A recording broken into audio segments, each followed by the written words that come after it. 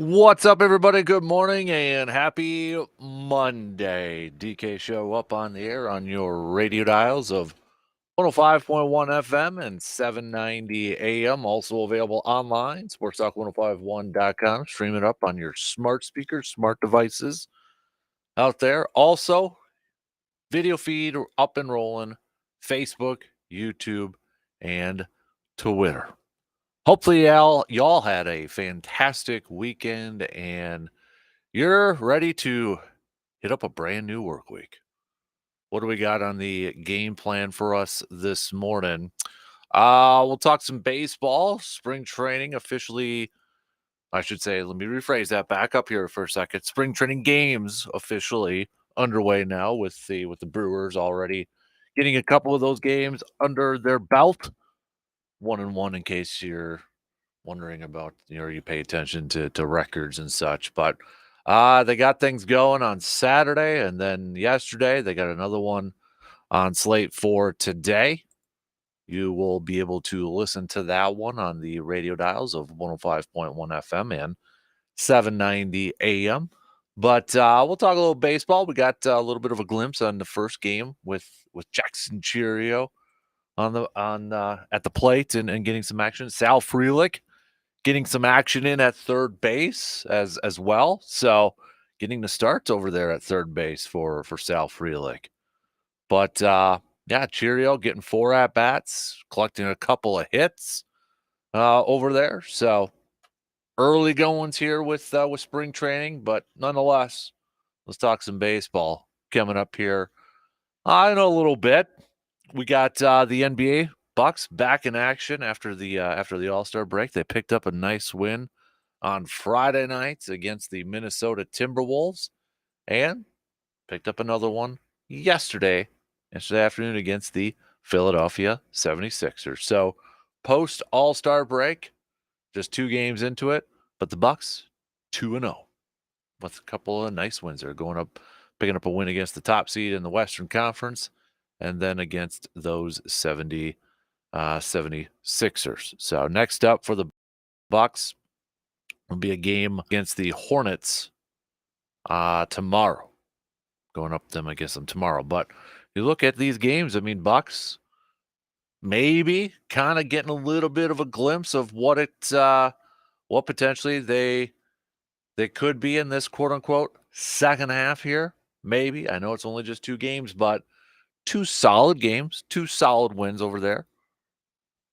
I don't think anybody would necessarily argue against that, right? But now we're just looking for it all to kind of come together, as Lou Brown from Major League would say. Things are starting to come together. Kind of looking for some consistency to kind of creep out here. Been playing some solid defense ever since Doc Rivers has been in play, but their offense has taken a little bit of a hit. Where's that complimentary basketball? And maybe we're getting that here just in the early glimpses of these 2 games. Giannis has been looking sharp in these 2 games, going back to the win against the T-Wolves. Giannis putting up 33 points, 13 rebounds. It was Dame time there towards the end, though. Dame putting up 21 points, and then in yesterday's contest, Giannis again, 30 points, 12 rebounds, nearly a triple-double for him, had 9 assists. Dame, 24. Malik Beasley helping out the cause with 20 points. Bobby Portis coming off the bench and helping out with 17 here. Sounds like we're getting a little bit closer to the return of Chris Middleton.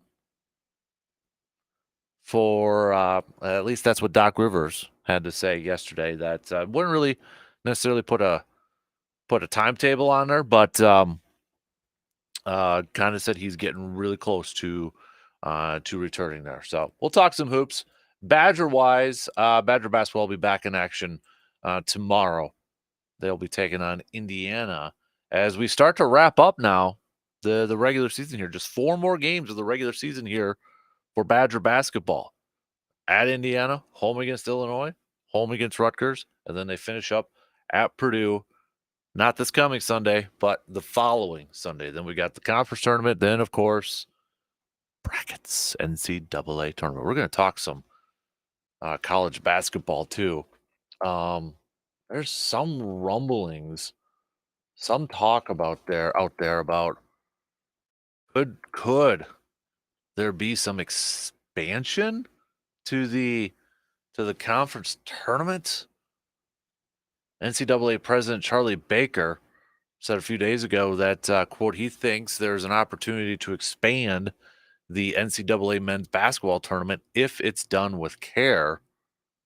Uh, what are your thoughts on expanding the men's college tournament? What are your I gotta be honest with you. I don't know. I don't think so. I mean, you're already at 68. Got those playing games, right? I just I what are we gonna expand it to now? What are we I mean, at some point, when are we gonna stop? I know it means more money maybe for some other schools and such, but as a fan, I I need some convincing why this should be this should be expanding. I don't know. But hey, give me your thoughts on the topic though. Hit me up with a text 715-830-1912. We got that. So we're going to talk a little football, NFL world. A lot of teams getting some good news that the salary cap in the NFL is pretty darn big. Pretty darn big this year. The NFL setting it at $255.4 million per team. This is the figure from NFL.com marks an unprecedented 30 plus $1 million rise over last season's cap. Per the NFL, on top of the record salary cap, excuse me, there will be an additional $74 million per club payment for player benefits, which includes performance-based pay and benefits for retired players. So a big jump in the increase of salary cap. So the first thing we all think about when we hear bigger salary caps is like, all right, my team's got more moolah to spend on free agency, which could be correct. For some teams, that could absolutely be the case. Could be correct. A lot of those teams, maybe with already that had some open cash and one of the top teams out there in terms of salary cap available, they just got a little bit more. But just because that this boost in the cap is big doesn't necessarily mean your team will have quote unquote more to spend for a couple different reasons. And I'm going to take this from the Green Bay approach, okay? One, bigger increase in salary cap. There's also a thing called the agents are paying attention to that. Prices for players may also go up here a little bit too. Okay? So, I mean, the agents aren't stupid. They know the salary cap got bigger, which means pay raises, pay for these players who are free agents might go up a little bit too. Probably going to go up a little bit too. But in terms of a team like Green Bay, they may be a team too, just in my opinion, but they may be a team too that uses or sees this as an opportunity to maybe just be a little bit more healthier. Some of a bigger cap increase like this, more salary cap may mean for teams to go out there and be a little bit more aggressive in terms of free agency. But Green Bay, who has, they're trying to kind of clear some of their dead cap space and try to get into a more comfortable world. They may look at this as an opportunity to be like, okay, we got a little bit more cash. Maybe we could take on some more that dead cap hit, or maybe we don't necessarily have to restructure contracts to keep pushing money down the line here. This is an opportunity for us to get a little healthier, to maybe better prepare for next year's free agency or, a little bit down the line here. Green Bay still has some dead cap stuff, and they're still going to have some dead caps hits when it comes to, like David Bakhtiari, depending on what they decide to do. I think we all just assume that he's probably going to be gone. But they're still paying off on some dead cap stuff. Those wonderful void years that a lot of teams had to do because of COVID. So we'll touch in. We'll kind of do a little bit of a deep dive into that coming up here too. Speaking of the NFL, it is also Combine Week, so get ready for hand size measurements, offensive linemen and defensive linemen running 40-yard dashes, bench presses, all that stuff coming at you nonstop. What else we got? We got plenty of stuff to catch up on the local side. We'll catch up with Justice Cleveland, WEAU 13 sports director, Sports Scene 13. Shout out to Chippewa Falls boys hockey going to state, the number 1 seed. They will take on Brookfield East Co-op Friday morning. River Falls and New Richmond also heading to state in Division 2. Girls basketball, many local teams capturing regional championships on Saturday.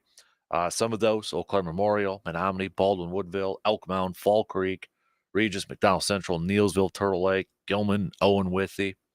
We had state wrestling, individual state wrestlers. Congratulations to all who placed on the podiums too. So I was watching a little bit of that with Hutsy on Saturday nights. But blue gold wise, both the men's and women's hockey teams have advanced to the Y championships. Matt Seiberling, boys or men's basketball coach, it was announced on Friday that he was stepping down. So men's basketball team for the Blue Gold is going to be looking for a new head coach to open up a new era too over at the Sonotag Center. So got to imagine that's going to be a job that a lot of coaches wouldn't mind having a new facility to open up in a new facility and such. So lots to catch up on the local side of things with Justice coming up here in just a little bit. It is a weekend hangover. So what is maybe the best or the worst from the weekend in your opinion? You can let us know. And then just hit us up with a text on that Shoe Doctors bullpen line, 715-830-1912. We'll get things going here this morning, though. We're going to talk a little baseball. We're going to talk a little hoops. We're going to talk a little football. We'll mix in everything in this first hour here. We'll mix in a lot of stuff here, all right? So let's just get at it on this Monday morning. We'll take that first break, and then coming up, we'll kick off things for the week. Got lots to catch up on. So let's pitter patter and let's get at her, all right? We'll be back in just a few minutes.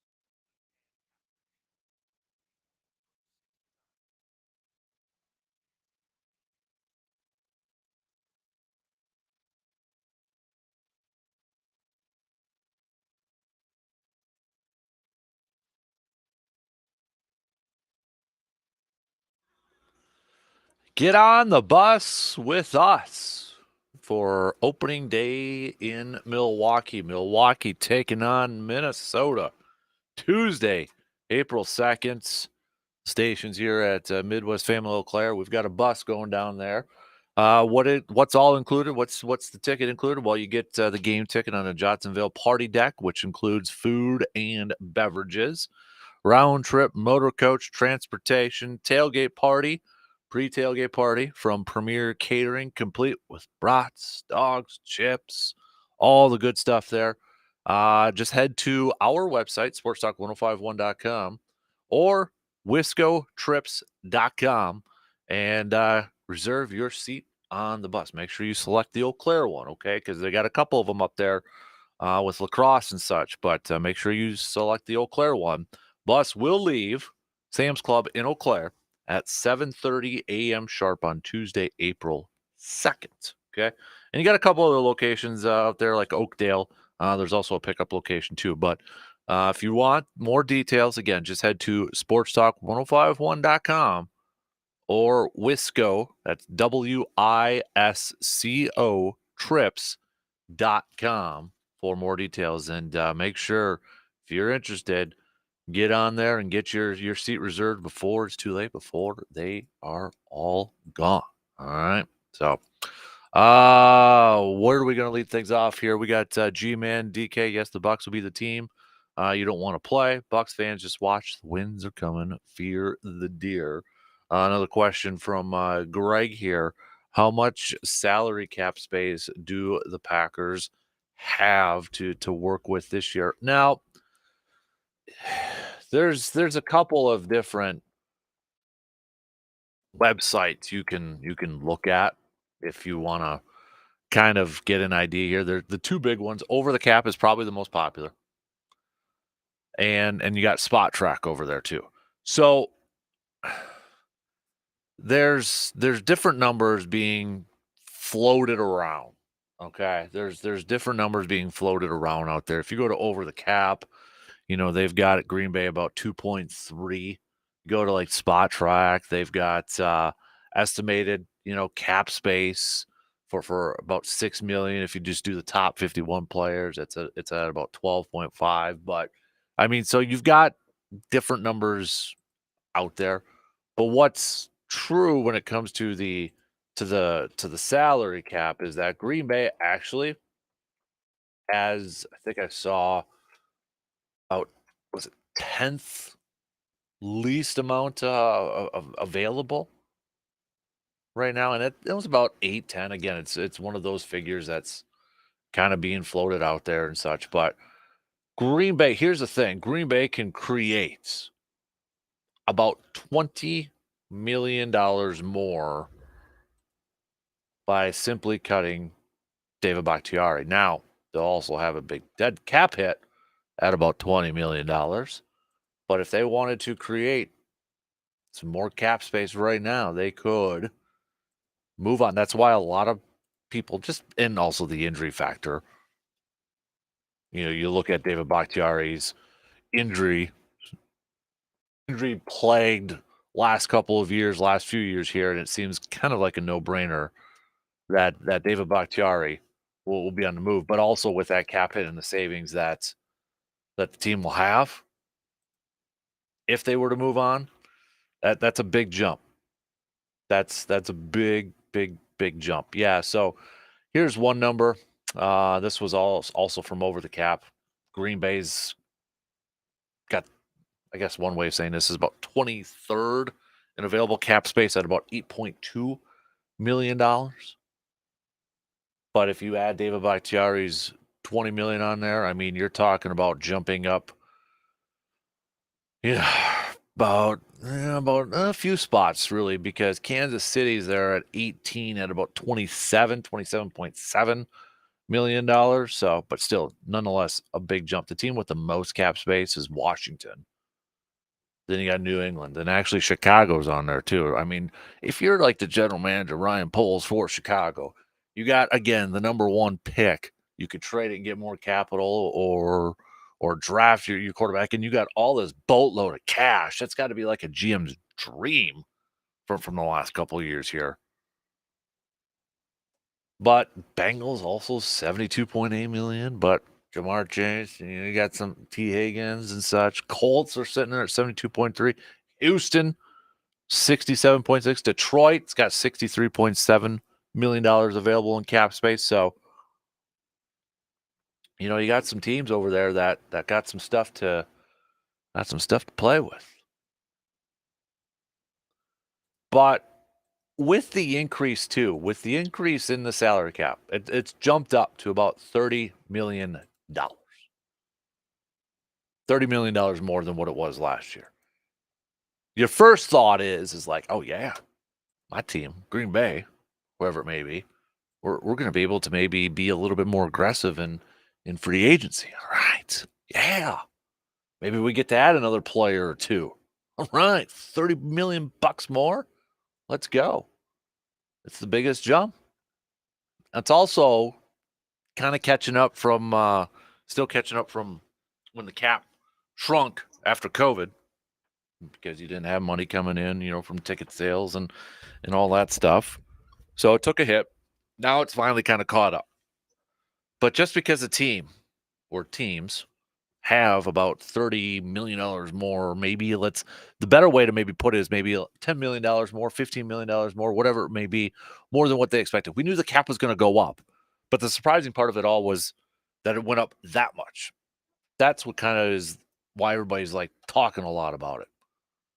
But when it comes to a team like Green Bay, you can look at it from, I think, a couple of different ways. One, hey, maybe they do have a little bit more coin to add in free agency. Possibly. What I think, though, that could be a little bit more realistic for Green Bay is that they use that extra coin, they use that extra cash to just get a little bit healthier in their finances, a little bit healthier in their numbers. And maybe they look at this like, okay, we got a few $1 million more than what we expected. So instead of spending it, maybe we'll just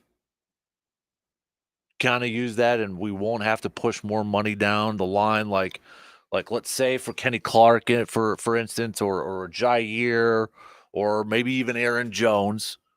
We won't restructure their contracts to push out, money down the line. We won't add void years now. We're just going to take kind of a couple of lumps this year, have a couple of high cap hit numbers this year, just so we can get a little bit more healthier in for the future. So we'll take a couple more lumps this year, but it'll benefit us for next year in the years ahead. I honestly feel like that's where it may go with this. Now, that's not to say Green Bay's not going to be active in free agency. That's not to say that Green Bay is not going to be looking to add some players in free agency. I think they will be. But I don't think that with a bigger than expected rise in the salary cap is going to be like, oh yeah, big time spenders now. They're going to add maybe a couple more guys. I think it's just they're not necessarily going to change a whole lot, but I think maybe now they have the mindset of like, hey, we don't have to add some void years to this. We don't have to push out the hits later on. This just allows us now to maybe be a little bit more healthier in terms of the salary cap for next year and years to come. Kind of get out of that dead cap hit hole, that voided year hole. That's where I feel like it's going. Again, I could be completely wrong. Maybe they use it as just like, all right, we get extra cash. We're going to make a little bit more of a run at this guy now or that guy. Could be that way. I feel like they're going to use that just to position themselves in a better spot in the years to come. And again, that's not to say that they're not going to add in free agency. I think they're going to try. They're going to try. And I think they have to. I'll go back to the Jeff Hafley's press conference on, what was that, Thursday already last week? I'll go back to that, and he talked about certain positions, especially the safety spot, and kind of talked about, as he said, quote unquote, the perfect player. But we all got the gist of it. He wants a dynamic safety. He wants really good safety play in the back end there.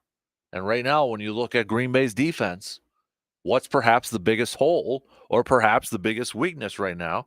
Well, depth chart shows me safety. They don't got anybody over there. I mean, right now, your guys that you have under contract is Anthony Johnson Jr., 7th-round rookie from this past year. You've got Benny Sapp, an undrafted rookie. I mean, you don't have a ton of experience over there. You don't have guys who have logged a lot of snaps. Question marks all across the board. Owens is a free agent. Rudy Ford's a free agent. Darnell Savage is a free agent. Kind of have to overhaul that position. So I would expect Green Bay to at least bring in one. You would think maybe a couple of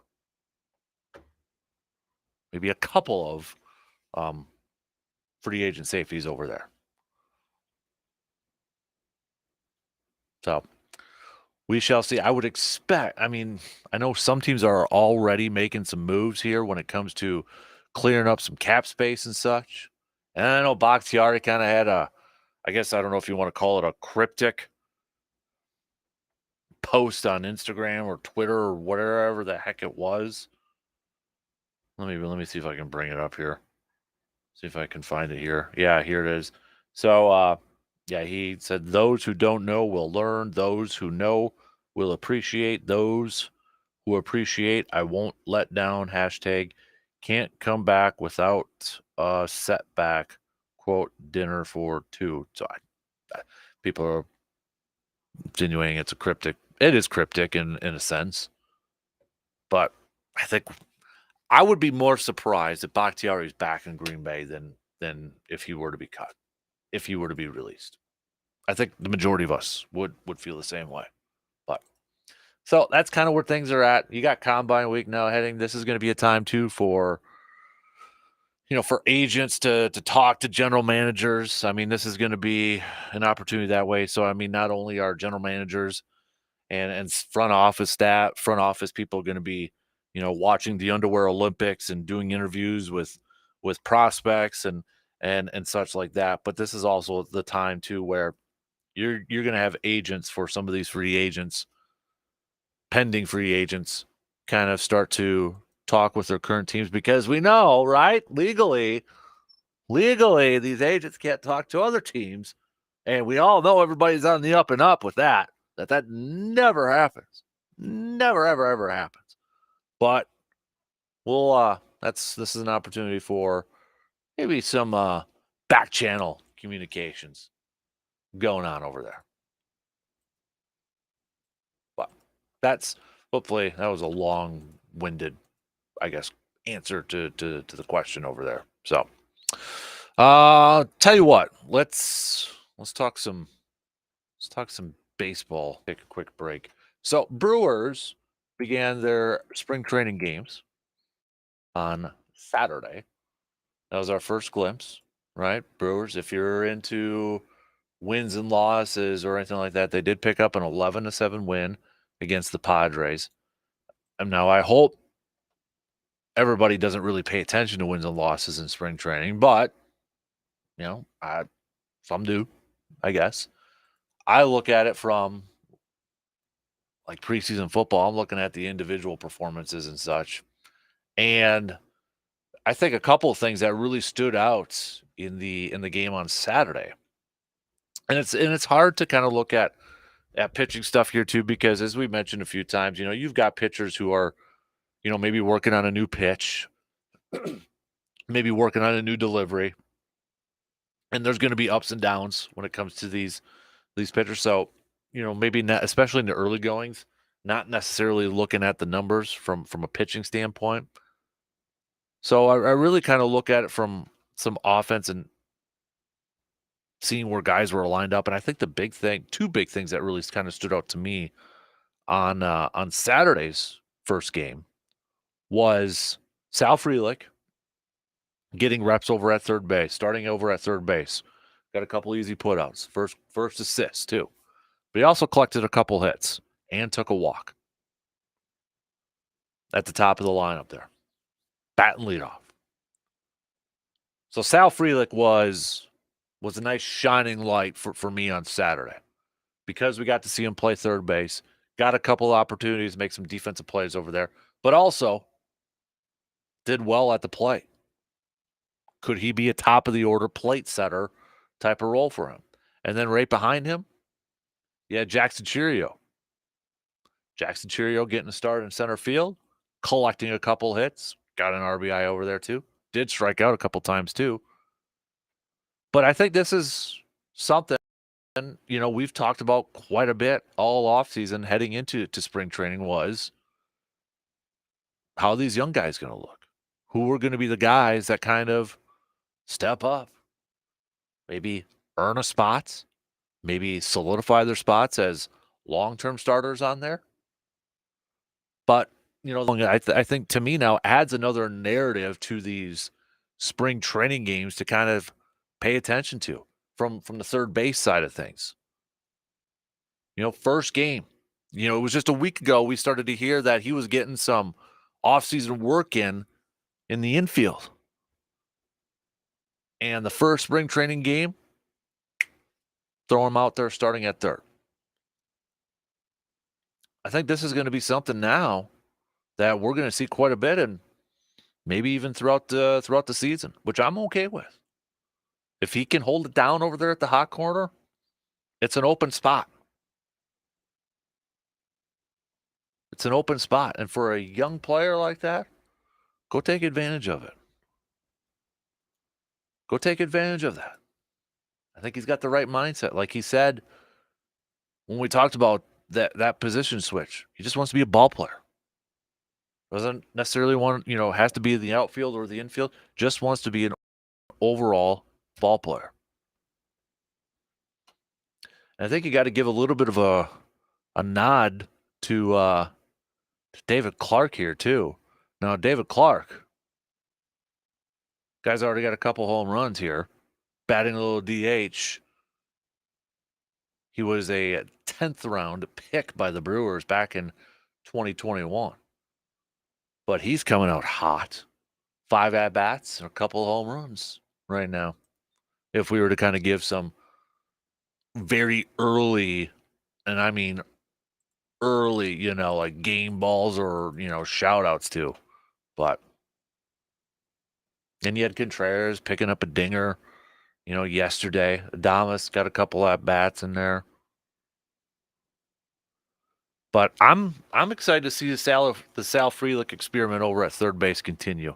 And I think too, with Jackson Cheerio, we've heard about the guy for the last couple of years, but now with that big contract, you got to see him in the first spring training game collecting a couple hits. Everybody's going to pay attention to him more now than what they maybe did last year. You knew about him, you heard about him, the prospects were high, but you thought maybe a year away, a couple years away. We'll see how it kind of plays out. But now the fact that he's got that big contract, we're all going to be paying attention to him more every time he's in a game, every time he's playing, every time he's in the lineup. So we got to see some positive stuff early on from a couple of youngsters that could have, hopefully, really long and successful careers for the Crew. All right, let's take a quick break. We'll talk some hoops here. Bucks coming out of the All-Star break. 2-0, baby. Looking pretty good. Is this what we should expect, what we're going to see from the Crew or from the Bucks moving forward?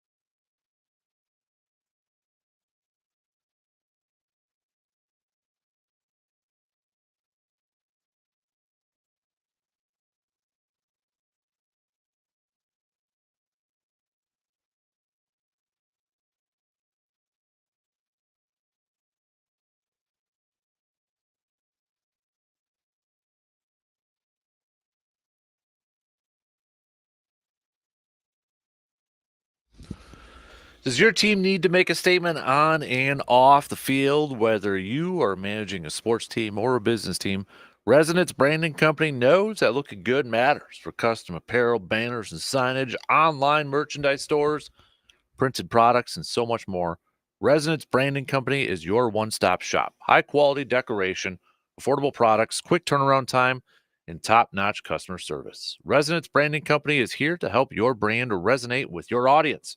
Check them out at resonancebrandingcompany.com or visit their shop in Altoona today, official swag provider of the program and the Man Cave podcast. Wearing a sweet jacket done by them right now if you're watching the video stream over there. So, all right, Bucks coming out of the All-Star break here, picking up two quick wins, two nice wins too.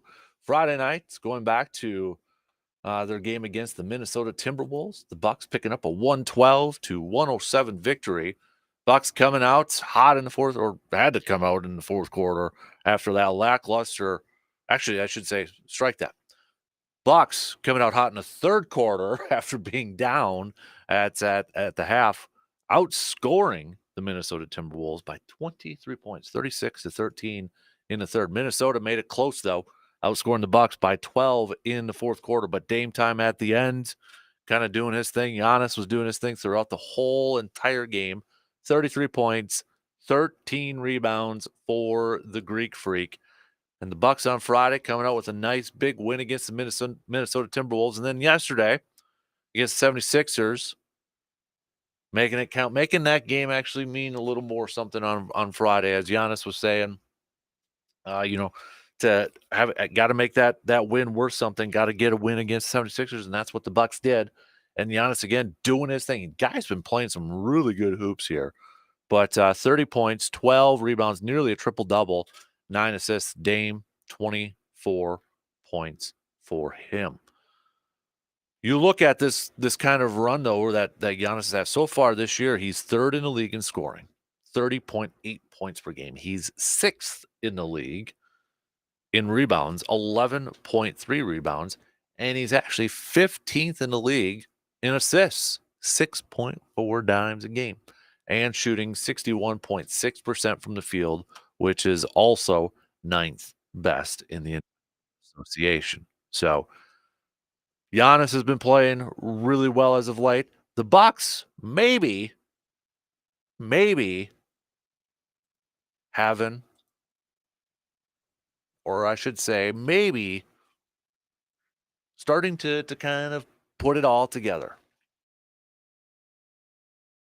This is what we wanted to see in the second half, right? We wanted to see this Bucks team kind of start to put it all together. They've been playing a little bit better defense as of late since Doc Rivers got aboard, but their offense has struggled. And before Doc was there, we all know the offense was one of the top scoring teams in the league, but their defense stunk. So when was complementary basketball going to happen? When was both of these teams, or when was both sides going to start to come together and form one complete cohesive group? It's just 2 games in to this post All-Star break, but this is kind of what we want to start to see here is complementary basketball in this team to get it going here. To start to gain this momentum, to start to gain some confidence, and start playing to the expectations that not only did we all have at the beginning of the year, but what this team has for themselves. And it's still going to be tough. I mean, yes, they got Charlotte now, and not to overlook the competition or anything like that, but you got Charlotte for your next 2 games to finish off the month of February. Then you got Chicago. Then you got a Western Conference portion of your schedule starting next Monday, a week from today. Game against the Clippers, Golden State, Lakers, Clippers, Sacramento. 5 games against Western Conference foes. And then you got Philly in there, and then Phoenix. Oh, and then right after that is Boston. That is going to be a stretch, not to look too far ahead, but for me at least, in my opinion, that stretch starting next Monday all the way until March 20th when they play Boston. So we're talking March 4th through March 20th. That stretch of games, I think, will tell us if this is a team that can make a deep run into the postseason and maybe get to the finals. When I look at that stretch of games, because it's all playoff teams. Clippers playing really well. Veteran-led team. Golden State, they've been there before. I know they're down in the standings, but they're playing a little bit better as of late. Lakers to me are such a wild card team, but you still got LeBron and you still got Anthony Davis.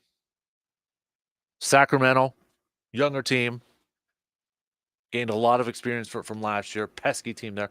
Philadelphia, I'm assuming Joel still won't be back by that game. And then you got Phoenix.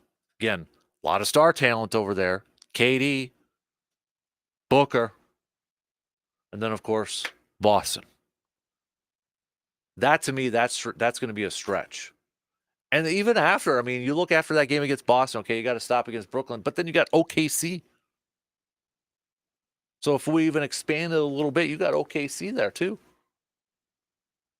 March, maybe the best way to put all this is maybe the whole entire month of March, or at least from March 4th to about the end of March. That is going to be, I think, the indicator, or that's going to be the test for us. That's going to be a great test for the Bucks, but also kind of give us that test that, or maybe give us a good impression whether this is a team that can make that deep run in the postseason. They win a majority of those games. If they win a majority of those games,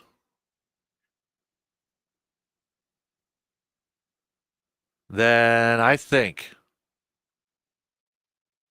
you're going to maybe see a team that's going to ride into the postseason with a ton of confidence, with some momentum, and maybe be that team that nobody wants to play. But take care of your business first. You can't lose to Charlotte. I mean, come on now. That's an inferior opponent. That's a team that you got to take care of business with.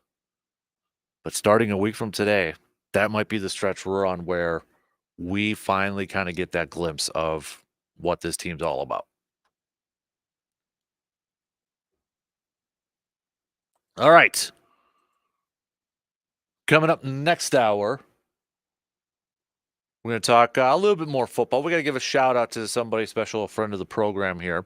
So we'll do that coming up here in just a little bit. We'll catch up with JC and the EC, Justice Cleveland, sports director for Sports Scene 13. Lots going on the local side of stuff, or local scene here. We've got state hockey, Chi High, number 1 seed in D1 after defeating Spash. They're going to state. River Falls, New Richmond also heading to state. Division 2. We got girls basketball, many local teams with regional titles from Saturday night. Boys basketball starting their playoff run this week. We've got state wrestling individuals from this past week, and now teams coming up. Blue Golds, Matt Seiverling, men's basketball coach, announcing he's stepping down. So Blue Golds are going to be looking for a new basketball coach there to open up a new era at the Sonatag Center. The hockey teams, both men's and women's teams, advancing to the WIAC championship.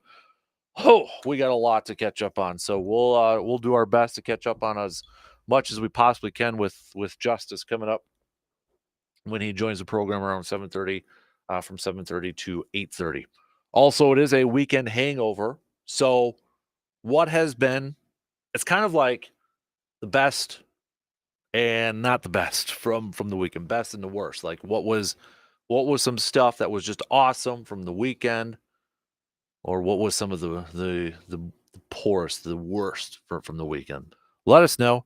Hit us up with some text, okay? 715-830-1912 on that Shoe Doctors bullpen line. Okay? I want to hear from you. Got to have some good stuff and some bad stuff, right? from the weekend? We all do. Got a little weekend hangover on this Monday morning, right?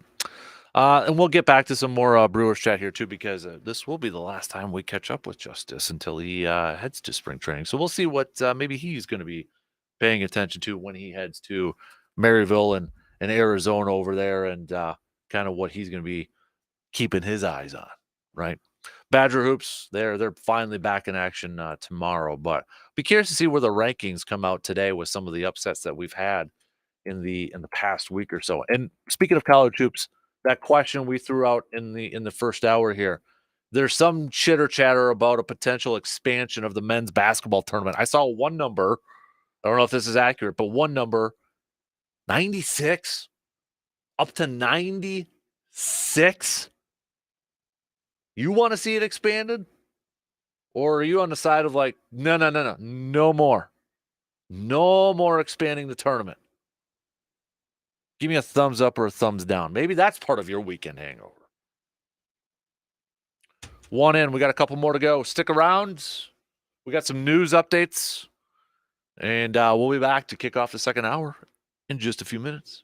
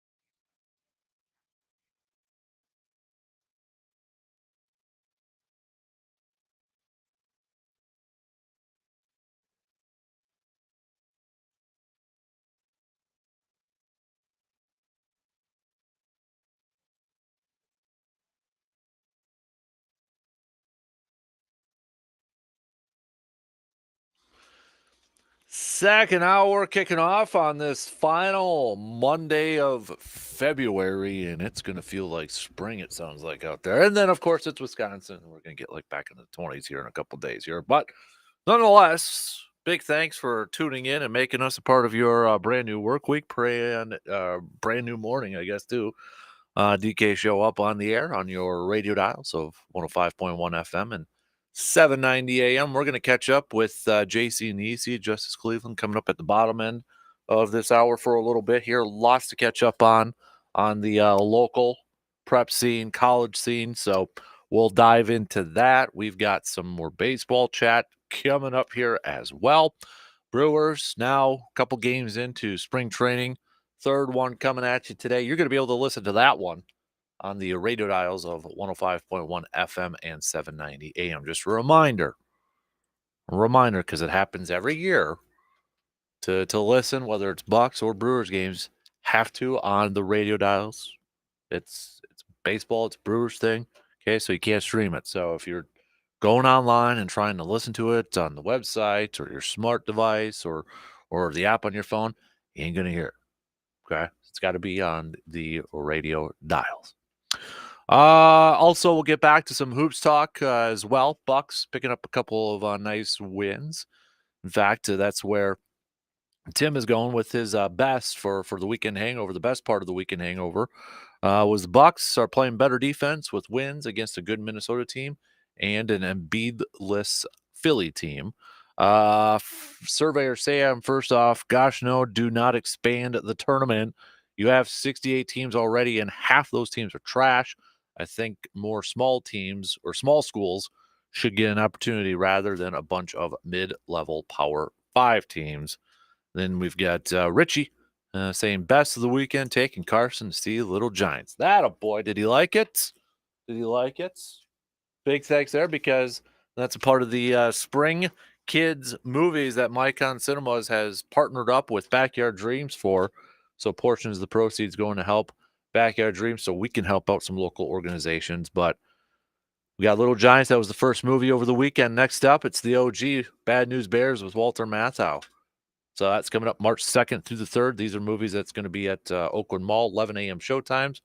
Just $3 admission, plus $2 popcorn, $2 sodas, all that good stuff. So big thanks to Micon Cinemas for partnering up with Backyard Dreams with that. So Bad News Bears coming up this weekend. The Walter Matthau, the original version over there. Richie saying he loved it. Attaboy. Annexation of Puerto Rico and all that good stuff.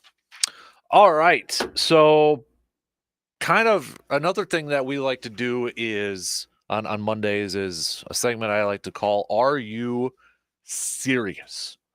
So kind of some interesting factoids, some eye-popping numbers or statistics or something like that. Okay, we've gone. It's a little open-ended. We've gone down some different paths all throughout this kind of thing. Where for this morning though, I want to dedicate the Are You Serious to some news that dropped in the wee hours of the morning that I think it's fair to say, friend of the program, because he's been on numerous times. He's been kind enough to take some time from his busy schedule throughout the football season to hop on and talk some football with us in the valley here in northwestern Wisconsin. But Peter King calling it a career in his column that dropped in the wee hours of the morning, announcing that he's retiring now. He's been covering football from the age of like 27 to 66. Been to what was it? He's been a sports writer for 44 years. Wrote this column for 27 years. He's been to 40 Super Bowls in a row.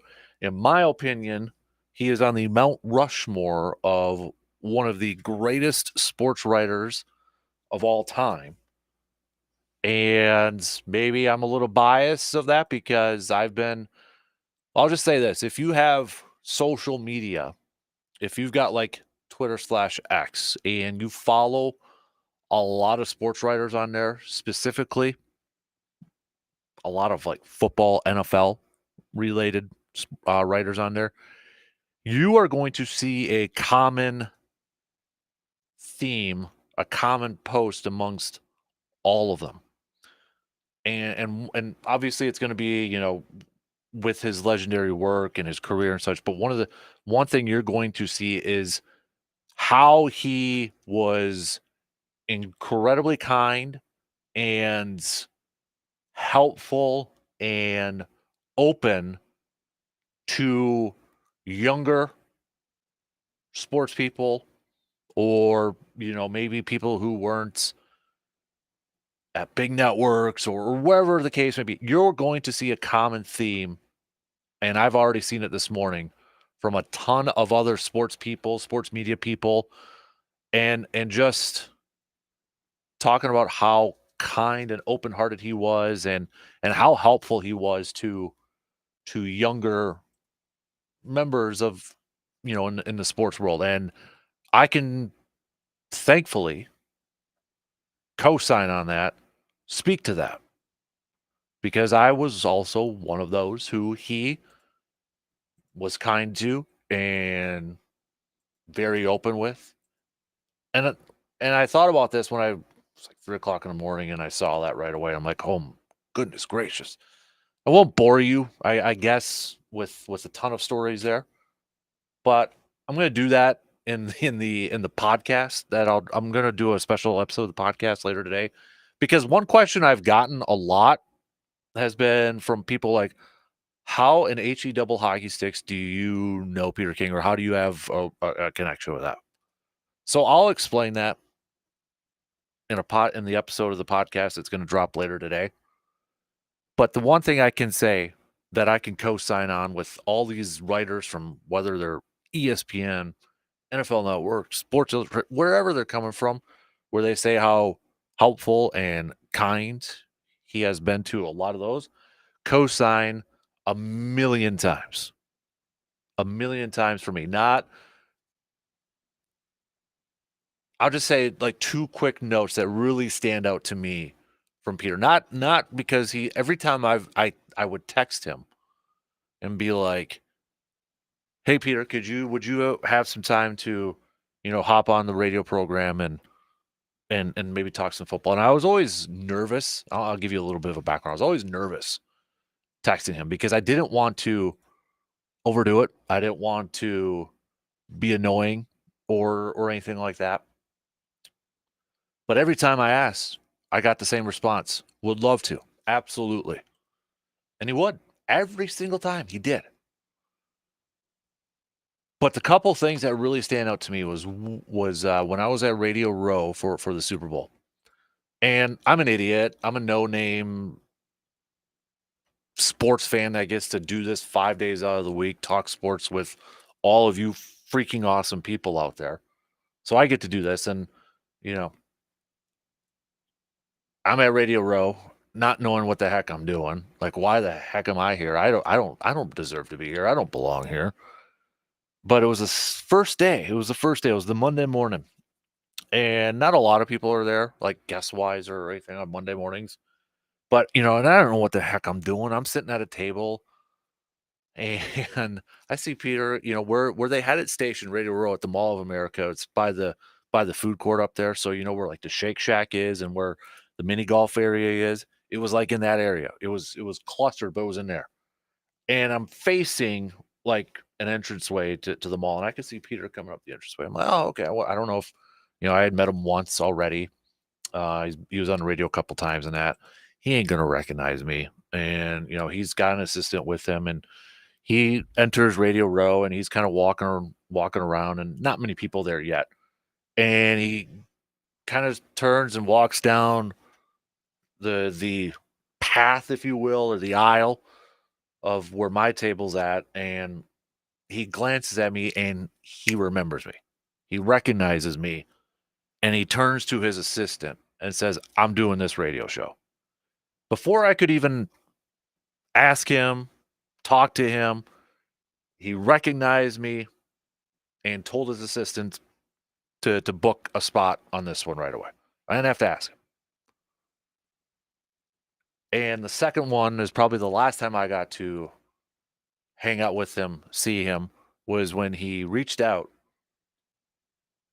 And because the first time I had met him actually was 6 weeks after Hudson was born. And he, my first, one of my very first early memories of like being a big Peter King fan was because he was kind of the main guy, media person to really bang on the drum of how awesome Don Hudson was as a player. Like he was the first major current media person to just like pound the table and say how awesome Don Hudson was. It was the first top 100 players of all time in the NFL. It was probably what 2010, somewhere around there. And I got the DVD of the series, but they did the countdown. They actually ranked them. It wasn't like the one from a few years ago where they had the all-time team. They ranked the top 100 players of all time. And I believe Hudson was either 9 or 7. He was in the top 10. And they always had somebody on there talking about that player and kind of, giving the reasons why or a little background. And it was Peter King doing Don Hudson. But going back to the last time I got to hang out with him was a couple years ago in person. And he shot me a message and said, it was a training camp tour. Going to be coming through Eau Claire, actually. They were leaving Chicago, going over to Minnesota for training camp. Wanted to see if we had some time so he could actually meet Hudson. So we met at Dairy Queen over on Gulf Road for probably about 15, 20 minutes or so. Jason Garrett was with him. But the coolest thing to me was when he spent most of his time just talking with Hudson and asking Hudson who his favorite players were and talking about that.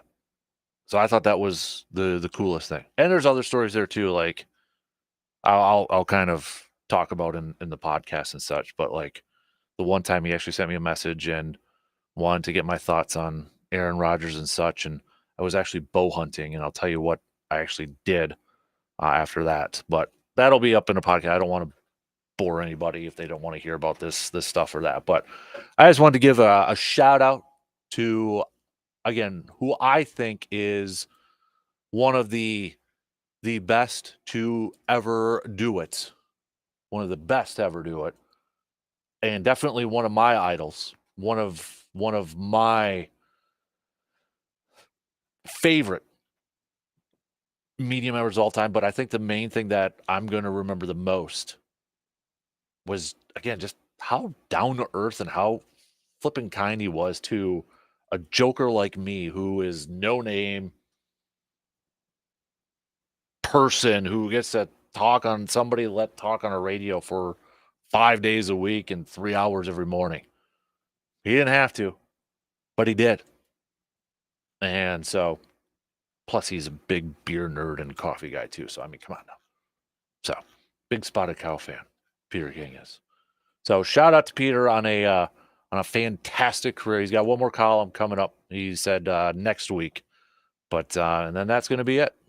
That's going to be it. He's a huge baseball fan, so I got to imagine maybe catching some baseball games down the line there. So, all right, that's kind of my are you serious? Like, are you serious? It's going to be the end of an era. You got Belichick not coaching this year. I don't want to say retiring. Pete Carroll's not coaching. Nick Saban's retiring, and now you got to throw Peter King into that equation there too. So, all right, got on a little bit of a, I don't know. That's not a soapbox, is it? No, not a soapbox. But check out his that's going to be kind of a thing I'm definitely going to miss every Monday morning throughout the season, throughout the football season. One of the last few that I would say from sports writers that still told the story, still told stories. Like that's the one thing I really miss about Sports Illustrated and some others is the storytelling that went along with it. Like especially like his connection with Andy Reid these last couple of years, and Peter King was remember him telling me one time when he was hanging out at Brett Favre's house, him and Brett Favre had a connection. And, he was the guy, I guess, what the way Peter told it. That was when he was contemplating on coming back from '08, and Peter King was in his kitchen when Favre first brought it up. Hearing stories like that, it's just that's going to be definitely missed, I think, in a sports media world that feels like it's changing every single year in terms of coverage and how it's reported and all that stuff. So again, shout out to Peter, but I'm gonna later on this morning do an episode because that's probably one of the most popular questions I ever get is like, how the heck, and I get it, I understand because I don't know, but how the heck do I know or have a connection with Peter King? Well, I'll tell you how it all happened and how we still do to this day on that podcast. So, all right, coming up in just a little bit, let's shoot for 8 o'clock here. We'll do our local sports roundup with Justice Cleveland local sports roundup brought to you by Amundsen's Appliance Center. But we'll get to Justice here about 8 o'clock. We'll hit that up. We're gonna take a quick break because he's already here. But we're gonna talk some baseball. We're gonna talk some hoops and throw some more football conversation into this chat here too. So quick break and we'll be back in just a few minutes.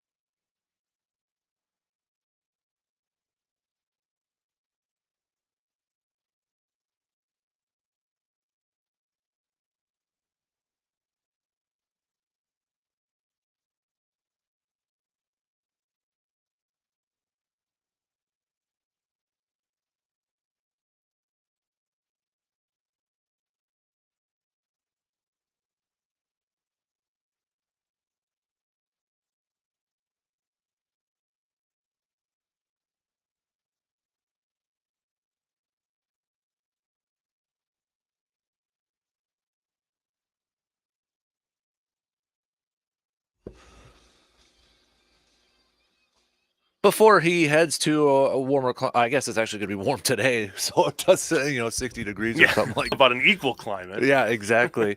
So before he heads out here, one more conversation with our good buddy, Mr. Justice Cliff. I know you're heading out next week, but you and I won't be here on Monday.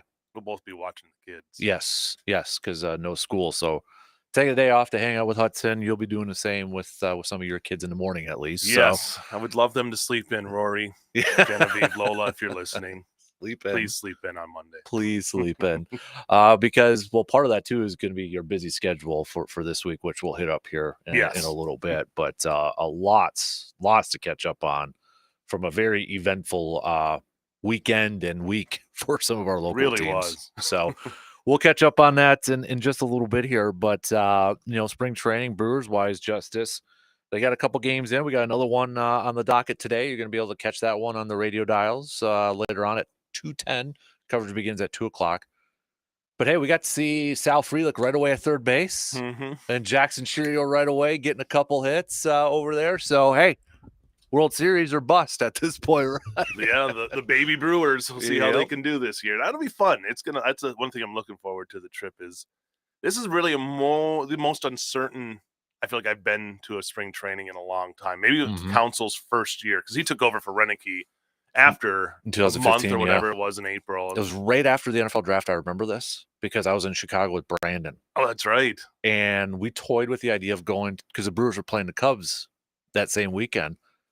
And I was the one that said, "Nah, let's just go home." Yeah. And then he gets fired after that weekend. So it was like, well, dang it. Probably should have went there. So. And so there's a lot of questions with this team. And that team ended up selling off a lot of those assets pretty quickly after Council took over. So now it's a young team here, new manager. Murphy's been around baseball so long. It doesn't feel like you're getting a new manager. You're getting a guy who's been there, done that. Especially college ranks. I mean, he was forever there. So he coached the UW Eau Claire Blue Golds AD, Jason Verdugo, baseball. See, there you go. A little nugget there. Yeah. So I think this is going to just be a fun year to watch. I think it's going to be very similar to like the Packers going into this season, where you just got a lot of this young, unmolded talent really at this point, and hopefully they come into form and can carry this team to good things. I mean, pitching staff is going to be a little more questionable, obviously, when you don't have Corbin Burns or Woodruff for another probably year. Yeah. If you get him, you're getting him in September. Right. That'll be about a year since he had his surgery. So, So I'm looking forward to just kind of seeing what sticks, what they're going to throw at the wall and what sticks and what ends up coming back here for opening day.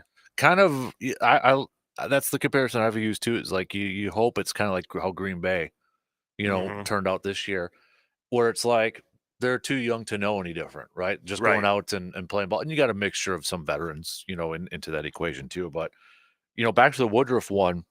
Do you like that signing that they're bringing him in? I do, and I think it's good for both of them. Obviously, for Woodruff, it means you can continue to work with the same people you've been doing your rehab since the surgery. And you see how emotional he was when he thought he was done in Milwaukee. So I think that's, if you're from an ownership standpoint and management, you see a guy who likes his position with this organization and wanted to stay here and was obviously sad about how it was going to end. So now you give him a chance. You have him under control. He comes back. He does his rehab this year.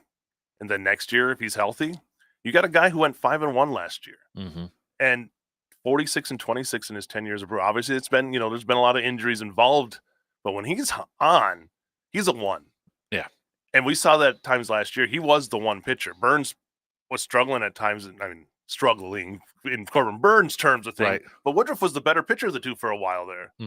So I think this is a good deal. And again, in your small market, you got to play these kind of risk-reward deals. It's not much of a risk for the Brewers. If he doesn't come back, you're not losing much. Right. But if he does come back and he comes back at that same level, you've got yourself a guy who's the top of the rotation starter. And I like the fact that he's going to be in Milwaukee rehabbing, and I would assume being around the team. Right. In the clubhouse, maybe even in the dugout during games, especially with Freddie, who's probably going to be elevated to that ace role, to have somebody like Woodruff maybe there, to kind of help him out or just be familiar with. Yeah, exactly. That's just, just some of that kind of stuff. That's baseball. It's 162 games. It's half the year, 6-7 months of your life.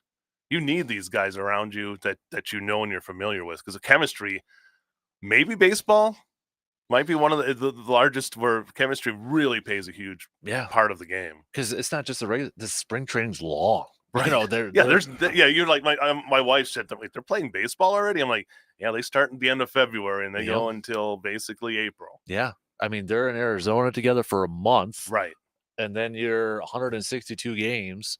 You're with each other all the freaking time. Yeah. I mean, you're family. Know? You end up being family. And we've seen that for the betterment of teams, and we've seen that can destroy teams too. And that's just like anything. There's no chemistry, you're in trouble. But I think hopefully the Brewers, I think the nice thing about a lot of those younger players is that they've experienced playing with each other at the different levels. Right. So they know each other. Their personalities should be to the point where it's like, okay, I played with him for a couple games in Nashville. Right, still Nashville. Yep. Remember my Brewers stuff. But yeah, so I think it's going to be a lot of fun just to see how this all rolls up and melds and molds and does all that kind of stuff for the Brewers. I think Sal Frelick, it was funny on Saturday. It was, what was some of the media members were kind of saying, it was like 2 batters in and he's already dirty. You know, like he's that guy that's, I think, and we saw him playing in the outfield. I mean, like just running into the walls. Right. He's not afraid of anything. Yeah. Like, I feel like if he kind of does that and plays that level, he's going to be one of those guys I think fans are just going to gravitate towards, you know, with that type of play mentality, if that's the right way to say it. And I think a lot of those guys, we even saw it last year, you know, with the Garrett Mitchells, Weimer, Trang, know, just they all have a good, like, the personalities are great. They're you want to root for these kids, and I say kids because in the baseball terms, they all are basically kids. Jackson Churio is a kid. Yeah. So I think that's what makes it fun. That's what really makes sports fun, is when you get a group like this to come in, and it was, again, like the Packers. They don't know any better. Right. So you hope that they keep positive. Maybe they'll have their struggles, but if they can work out of their struggles and find something, it'll be really fun to watch this team grow together, much like those mid 2005, 6, 7 Brewers grew together as a team and found success. This was a question I had asked late last week, but I want to get your thoughts on it. Because, you know, every year spring training, Mark Anasio doesn't address the team and talks to the media expectations, right? You know, goals and payroll questions are always a question out there. But he's entering his 20th year already. That doesn't seem like it should be 20 years. No, you know, as an owner of the team.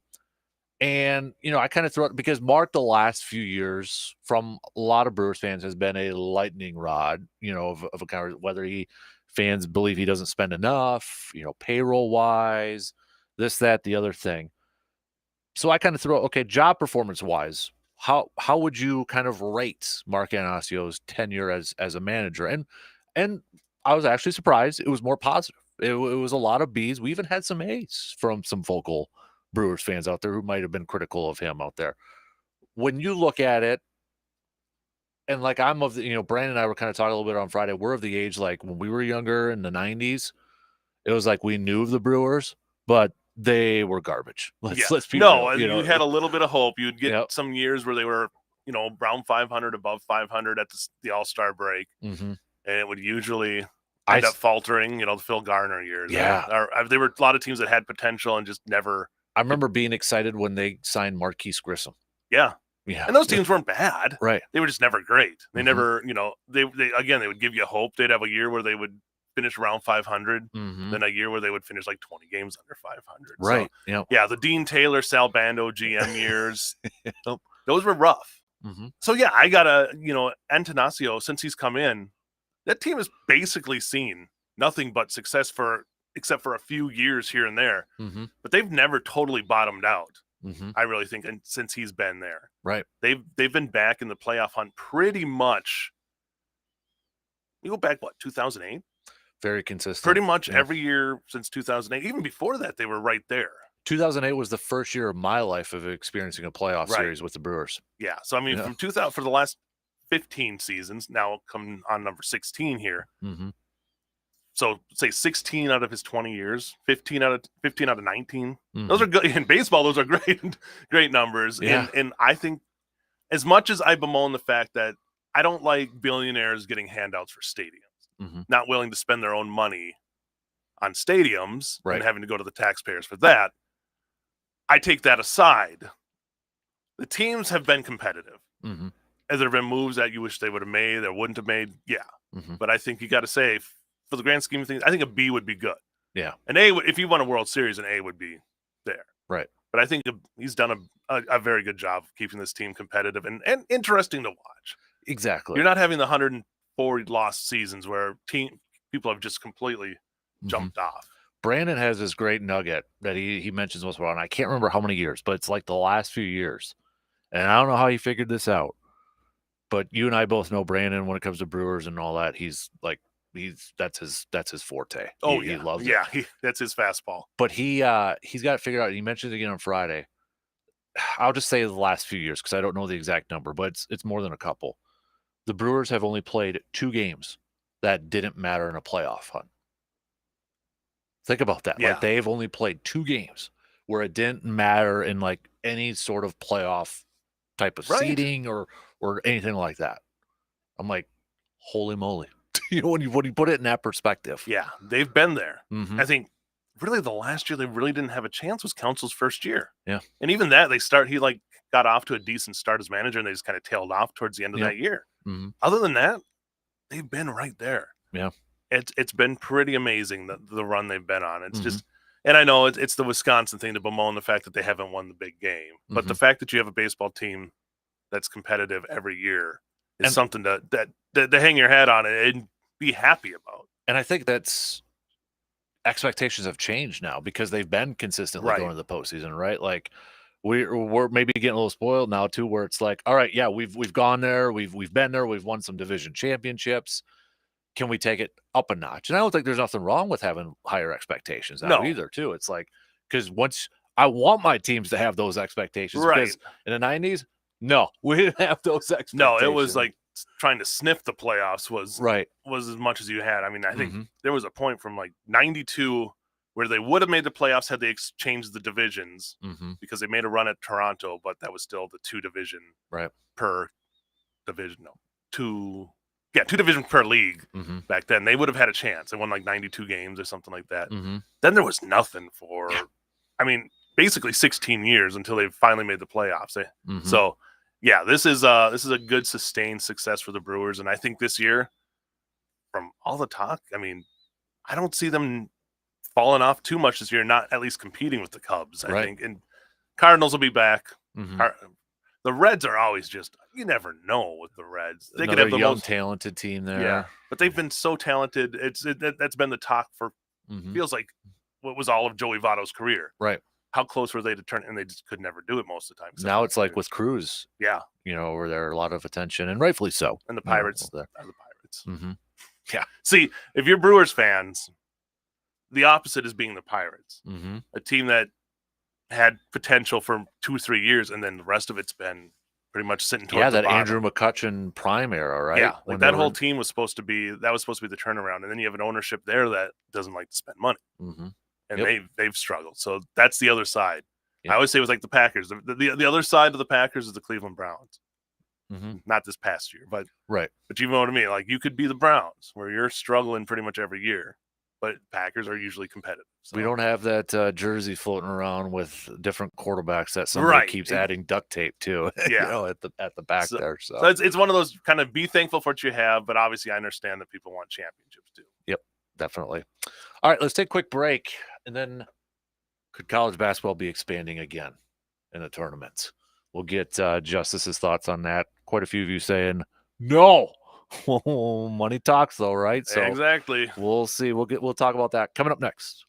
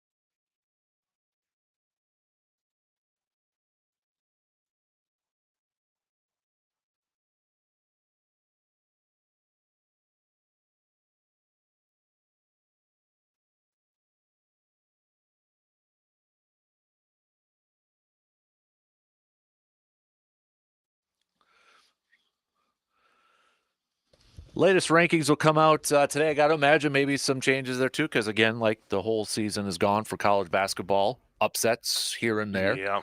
And well, the Badgers only had to play one game this week or last week, and they actually won it barely.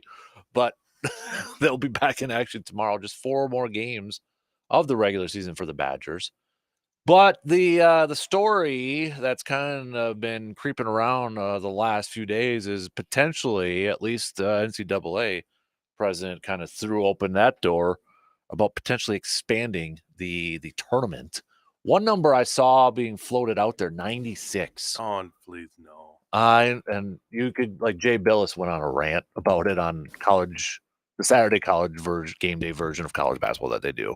He went on like a big rant, which I think a lot of people were on Jay Billis's side. I think a lot of people are. Yeah. I mean, the play-ins are already stretching it, like the round, whatever you want to call it. Yeah, like I think they finally stopped calling it round one because I got confused with that whole thing. A bad mistake there too. Yep. Don't mess with this. You have a formula. Mm-hmm. If you're going to expand it, it can't be a drastic 20-team expansion. Right. If you're adding maybe 4 more teams or whatever, and somehow add a couple more playing games, fine. Yep. But don't ruin something that's probably one of the better events in American sport, I would say. I mean, the way they have it set up, it makes for as much drama. People who are not basketball fans or sports fans will fill out a bracket. They will pay attention to it, you know. Yeah, this was from SI.com. Billis emphasized the fact that every Division I team has a chance to reach the tournament and scoffed at the idea of expanding the field from 68 teams to an absurd 96. No. 96. Like you said, that's why you have conference tournaments. Yeah. I love March Madness. I love that time of year. But it's also like I love football and that, but sometimes I need a break.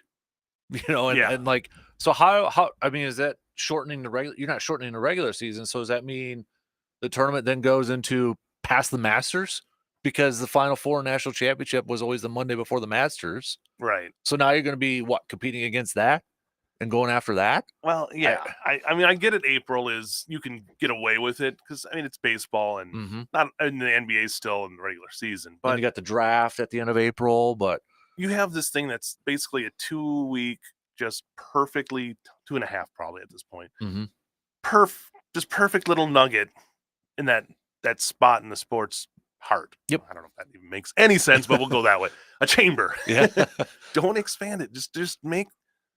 Like I said, you can go 4 more. You can go to 72. Find a way. I mean, somebody has to do the math, make sure that's even plausible. Right. But if you add a couple more teams, I have no problem if you have a couple more of the playing games. But if you add another entire round, I don't like that. Like a whole, like, expanding it up there. Yeah. Let's not go crazy. Let's just, if you can do it, subtly do it.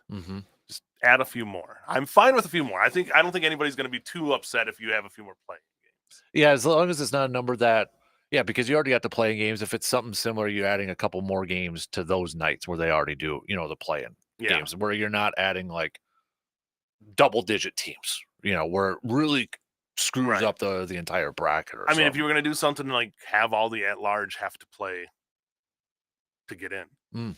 I know that'd be a weird thing, but like your conference champions, but then it still doesn't work because you still have too many at-large bids. And so, yeah, just don't mess too much with it. I know you're trying to make more money, and that's the key that's driving this. It's money. It's not about anything else. It's money. Right. Don't go too far because if you water it down too much, you're gonna lose some of that luster, and that's money you're gonna lose too. Right. I hope we don't see that, but I honestly don't have confidence that I feel like eventually we're going to see another big expansion. And I'm honestly, would baseball be one to look at? I feel like now we've got maybe too many teams making the baseball playoffs to where it maybe dilutes it a little bit to make. I don't think football's there because football's just. I think football would love to expand more if they could. Right, exactly. They would. The whole team. It'd be like the high school plays. Everybody's in. Well, not high schools. Not everybody's in high school, but yeah. You hit that certain benchmark and you qualify, right? To get it. Unfortunately, sort of the way you're going to find out if you've went too far is if you go too far. So don't mess with things. So yeah, the fact that they already kind of opened up that door now, and it's like a crap. Because even like for the college football playoff, there's already meetings like, should we do it to 14 instead of 12? They're talking about that. Well, it's funny thing with football is like it's almost been too small for too long. Mm-hmm. Where they now, I think I have no problem with football because again, you got to find that nice equilibrium point. Mm-hmm. And I think football could probably go 16, mm-hmm. and no one's gonna that would probably be the perfect number. Right.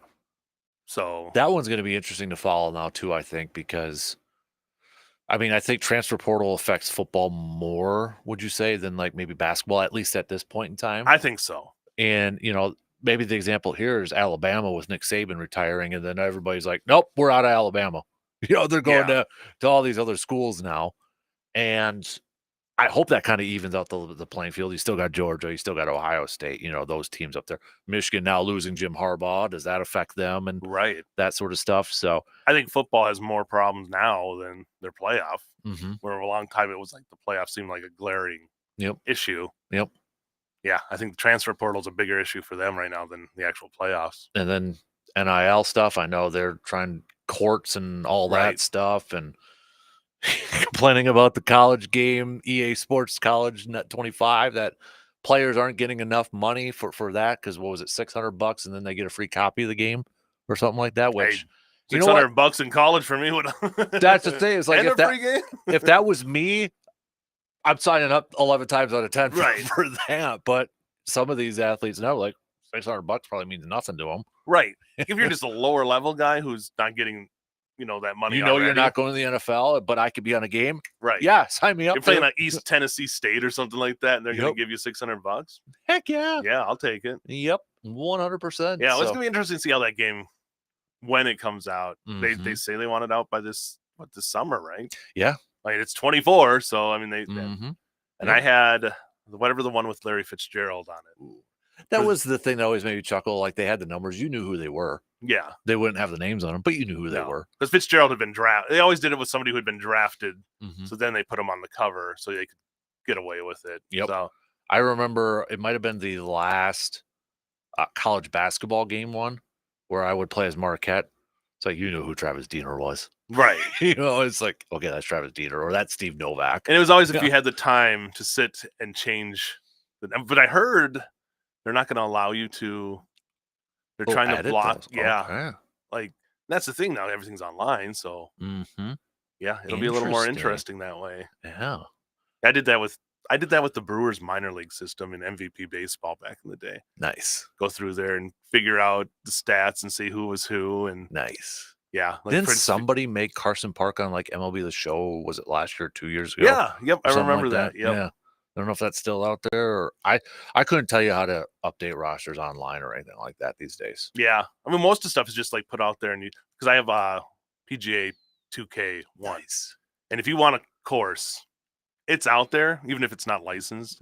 They just name it something else. Like the Masters would be like Georgia, April, Georgia. Yeah, something like that. Yeah. Nice. So there's ways to go around it. Oh, exactly. Mm-hmm. So we're not giving away any secrets here. Play video games. So. Century World. I played Century. Like somebody had done Century World on there, so I went over there, and it was very accurate to actual. And I played accurate on the game too, where I hit it out of bounds like 3 or 4 times. So it was just perfect.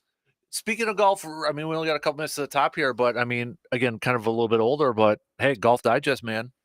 Wisconsin #1 for public courses. I haven't played any of those top 100 ones. I know you played a couple of them over there, but that's my bucket list. That's the one I really want to play Whistling Straits. I've never been able to play Whistling Straits. I really want to play Sand Valley and Nakusa. I do too. That's one that I've never gotten to play. Mm-hmm. I've played Whistling twice with, results you would expect. But and I got to play Erin Hills for 17 holes before rain came in. So yeah, I mean, we can play golf here year round now. So right, yeah, it makes it a lot better. But it's cool to see Wisconsin get the recognition on there. We've seen it the last few years, just the explosion of like public courses, right? But it's been here. Yeah. That's the thing. I mean, there were more. There's probably less courses now, obviously, than there were 20 years ago. But yeah, I think Wisconsin golf's the best. It really is, especially because you get that season starting in March, April, and you get it till November, and it's just beautiful. Yep. And we get a lot of great conditions. I love it. I'm not good at it, but I love it. That's where I wish the PGA. I think the one downfall is when they move that PGA Championship up. Yeah. Did that take Wisconsin out of the equation for some majors, outside of a U.S. Open at this point in Right. time? And you got the Ryder Cup was kind of, like the last go Mhm. round around here. Yeah. Unfortunately, I don't see Aaron Hills getting back in that rotation just because the Nope. scoring was so low. Yep. Whistling, I would love to see it, but there's just no spots right now. Right. Like, it's going to have to be a tour event. Yeah. And I mean, it's nice that they have the Champions Tour Mhm. or PGA Champions Yep. event, which will be going to PGA Wisconsin from University Ridge. Yep.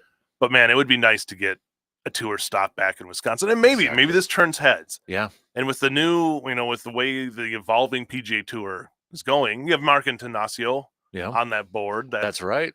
Maybe he's like, hey, let's see if we can get something. Mhm. I'm, Whistling Straits, Black Wolf Run, Sand Valley, you name it. There's a bunch of places that could host a PGA event that are maybe even more stronger courses than some of them that are being played now. So I Yeah. would love to see that. I think it's cool too, like, when you go on social media, like Twitter a lot, just randomly, you will see, like, a very popular sports media person tweeting out pictures. They're golfing at Sand Valley on a regular Tuesday. Yeah. Yep. Yeah, or Whistling Straits. Like, whether it's Trey Wingo, I think was one big one that always That's goes the out first there. person that comes to mind. Is like, I'm always seeing Trey Wingo Yeah, golfing in Wisconsin. exactly. So, all right, 2 in. We got one more to go. We're going to talk some local sports coming up after these quick news updates.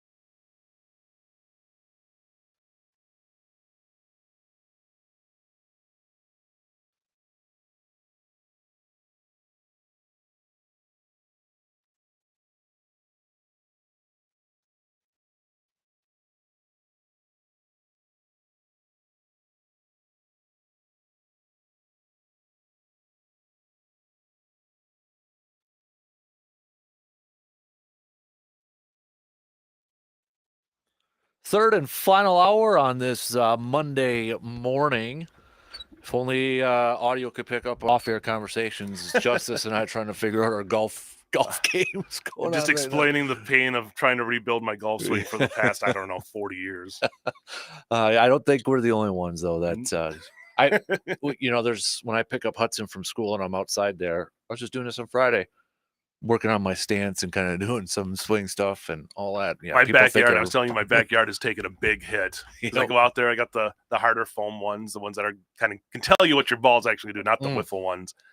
And there hasn't been snow on the ground for maybe all but 2 weeks this winter, so I've been back there swinging, and my lawn is there's just a spot where I've been standing the whole time. So, well, I just saw a video on Facebook Memories 2 days ago.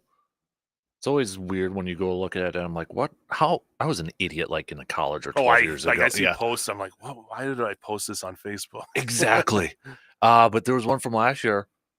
Snowstorm, I'm in the backyard chipping. That was just last year. Yeah. Oh, man. It's a sport. It is an addiction of a sport. It really is. Yep. Oh, let's do a little local sports roundup brought to you by Amundsen's Appliance Center. So, boy, should we start with hockey? Shout out Chi High. Yeah. Oh my goodness. Taking down Spash. They're the 1 seed for the state tournament that for them will begin early Friday morning. Yeah, a team that played in the toughest sectional in the state and didn't give up a goal. Golly, that's insane. It's amazing the run they're on. I think it's 17 straight wins now for them. I believe one of the two. They haven't lost since December 21st. God. Spash being the last. I was going to say, was Spash the last one too? Yeah. So. I mean, so they haven't lost in the calendar year of 2024, and if they get a state title, they won't lose in the so far in this year. So, yeah, I mean Parker has done such a great job with that team, and great players. Hoym, Mason Johnson, Thorpe, Foyles, Marlowe. Just all these names and I'm not going to Bovey. I don't want to leave anybody out. And there's plenty of players on that team I probably have missed, but just it's a team that knows their roles so well and just picked apart Spash. And that Spash team's young and they'll be back. But Chi High, I think they're the class and deservedly get the number 1 seed. They've been a number 1 team for a long time in the state. Let's see if they can prove it, get down there at the state tournament on Friday, and then the championship game Saturday night. Yep. And then on the Division II side, too, you got New Richmond and River Falls. Yeah, so you get 2 more BRC teams. Maybe you had another chance because Menominee was the other one that was in there as well. So, great year for BRC hockey, and just shows you how talented that conference is. Absolutely. So, St. Croix Valley Fusion, too, another team from River Falls. River Falls getting 2 teams that are going off to state. Wow. Talk about this, the western side of Wisconsin here, well represented. Indeed. And, for the longest time, it was like Hudson and Memorial, it felt like, over there. And wow, just it's on. Congrats and best of luck to everybody that's still over there. And I know we had a ton of individual wrestlers at state this past weekend too. Yep. I was watching some of it on TV Saturday night, a little bit there with some of the championships. Girls too. I mean, that's exploding right now in popularity for girls wrestling. But was it Cumberland wrestler up there 4 times? Yes. I mean that's awesome. And we've had a few of those come through our area since I've been here, and it's always special because I think it was the 27th or 28th person to ever do that in the state. And you think about the amount of wrestlers that have been to the state tournament. You look at that, go on Thursday and look at those brackets and how many people are down there. Right. It is an amazing event and sold out Saturday night. The Cole Center doesn't sell out for much. It really does not. I mean, even like Badger games. Right. Good luck trying to, unless they're playing like Purdue or something, you usually don't get a complete sellout. So that event is just put on so well, and it's great to see the success we had in the local area. Yeah, was it Dawson Johnson from Cumberland? Yeah, and then I know we had Wyatt Unser from Glenwood City went undefeated. Yeah, this Glenwood season, City has had a great tradition there too, as wrestling, and they always have somebody down there that's bad. Yeah. So and then we got team wrestling coming up this week, and Menominee making their first ever appearance. They sent a bunch of guys down to individual as well. So best of luck to the Mustangs. Got going to transition well over for team states. I would think so, because I mean the Cole Center is the biggest platform you're on. Now you go over to the field house, which is a little smaller, but then you're going to have more people right on top of you because it's a smaller venue, but and more eyes focused on you too, right? Yeah. Because that's the match, right, that's kind of going on. exactly. So I think you have the first day 2 going on at the same time. If Mhm. I'm 2 matches, I would assume that's usually how they go. So Right. yeah, so best of luck to them. Absolutely. Girls basketball, regional championships titles handed out on Saturday. Had quite a few: Oakland Memorial, Menominee, Baldwin Woodville, Elk Mound, Fall Creek, Regis, McDonald Central, Neilsville, Gilman on a run, upsetting Yeah, the number 1 Cinderella slipper is on Gilman right now. Yeah, so I mean they got a regional because they were the 9 seed, I think, and they picked up a couple of wins. You got Turtle Lake, Owen Withee, all capturing one. So a lot of local teams still alive right now. I think it's probably the most I feel like we've had going into a sectional semifinal. So there's a ton of matchups coming up on Thursday night for all of these teams. So it just tells you just how good the girls basketball is in this area, and the fact that we're going to have, half the teams. There's still going to be plenty left battling for a state title going on. And we'll know who goes to state after this weekend, right? Yes. After so it's Saturday. I got to get this right. Thursday, Saturday, I believe, for the girls, and then it's Tuesday, Friday, Saturday for the boys. Okay. Yeah. So Tuesday's the regional quarterfinals, a lot of like the play-in games, a lot of people call them. For the boys basketball. Yep. And then, they'll play back again on Thursday. No, Friday, Saturday. Friday, Saturday. Yeah. Sorry. No, it's trying to keep this all, on. Yeah. Because Saturday's that really busy day because you're going to have girls trying to punch their tickets to states, and then boys trying to win regionals. Yeah, and then you have state basketball hockey thrown in there. Too. And then team state wrestling going on. So WIC championship for women's hockey. Oh, man. Men's hockey. Do you need any part-time help this weekend? Oh, I could use it. Trust me. G-Man, what are you doing right now? There you go. But we got a lot of girls basketball teams still alive. And then, as you mentioned, the boys starting their postseason run here too, which, I mean, you look at a lot of teams here too, expect probably the same for some of these boys teams. I think so. I think it's going to be, we've seen it the whole year. Very competitive teams. Very, you got like a Bloomers at 2. Yeah. That's a great team. And I think they could have easily been a 1 as well. So, I mean, Fall Creek, once they got Bo Valrath back, has been just... It's been a huge change. Yeah. Or I should say addition. Elk Mound in Durand, Arkansas, over there in the Dun St. Croix. I mean, Emmanuel in the Dairyland. I'm trying to, I'm not trying to leave anybody out here, so I apologize if I do. Right. Cameron. Cameron's had a great season.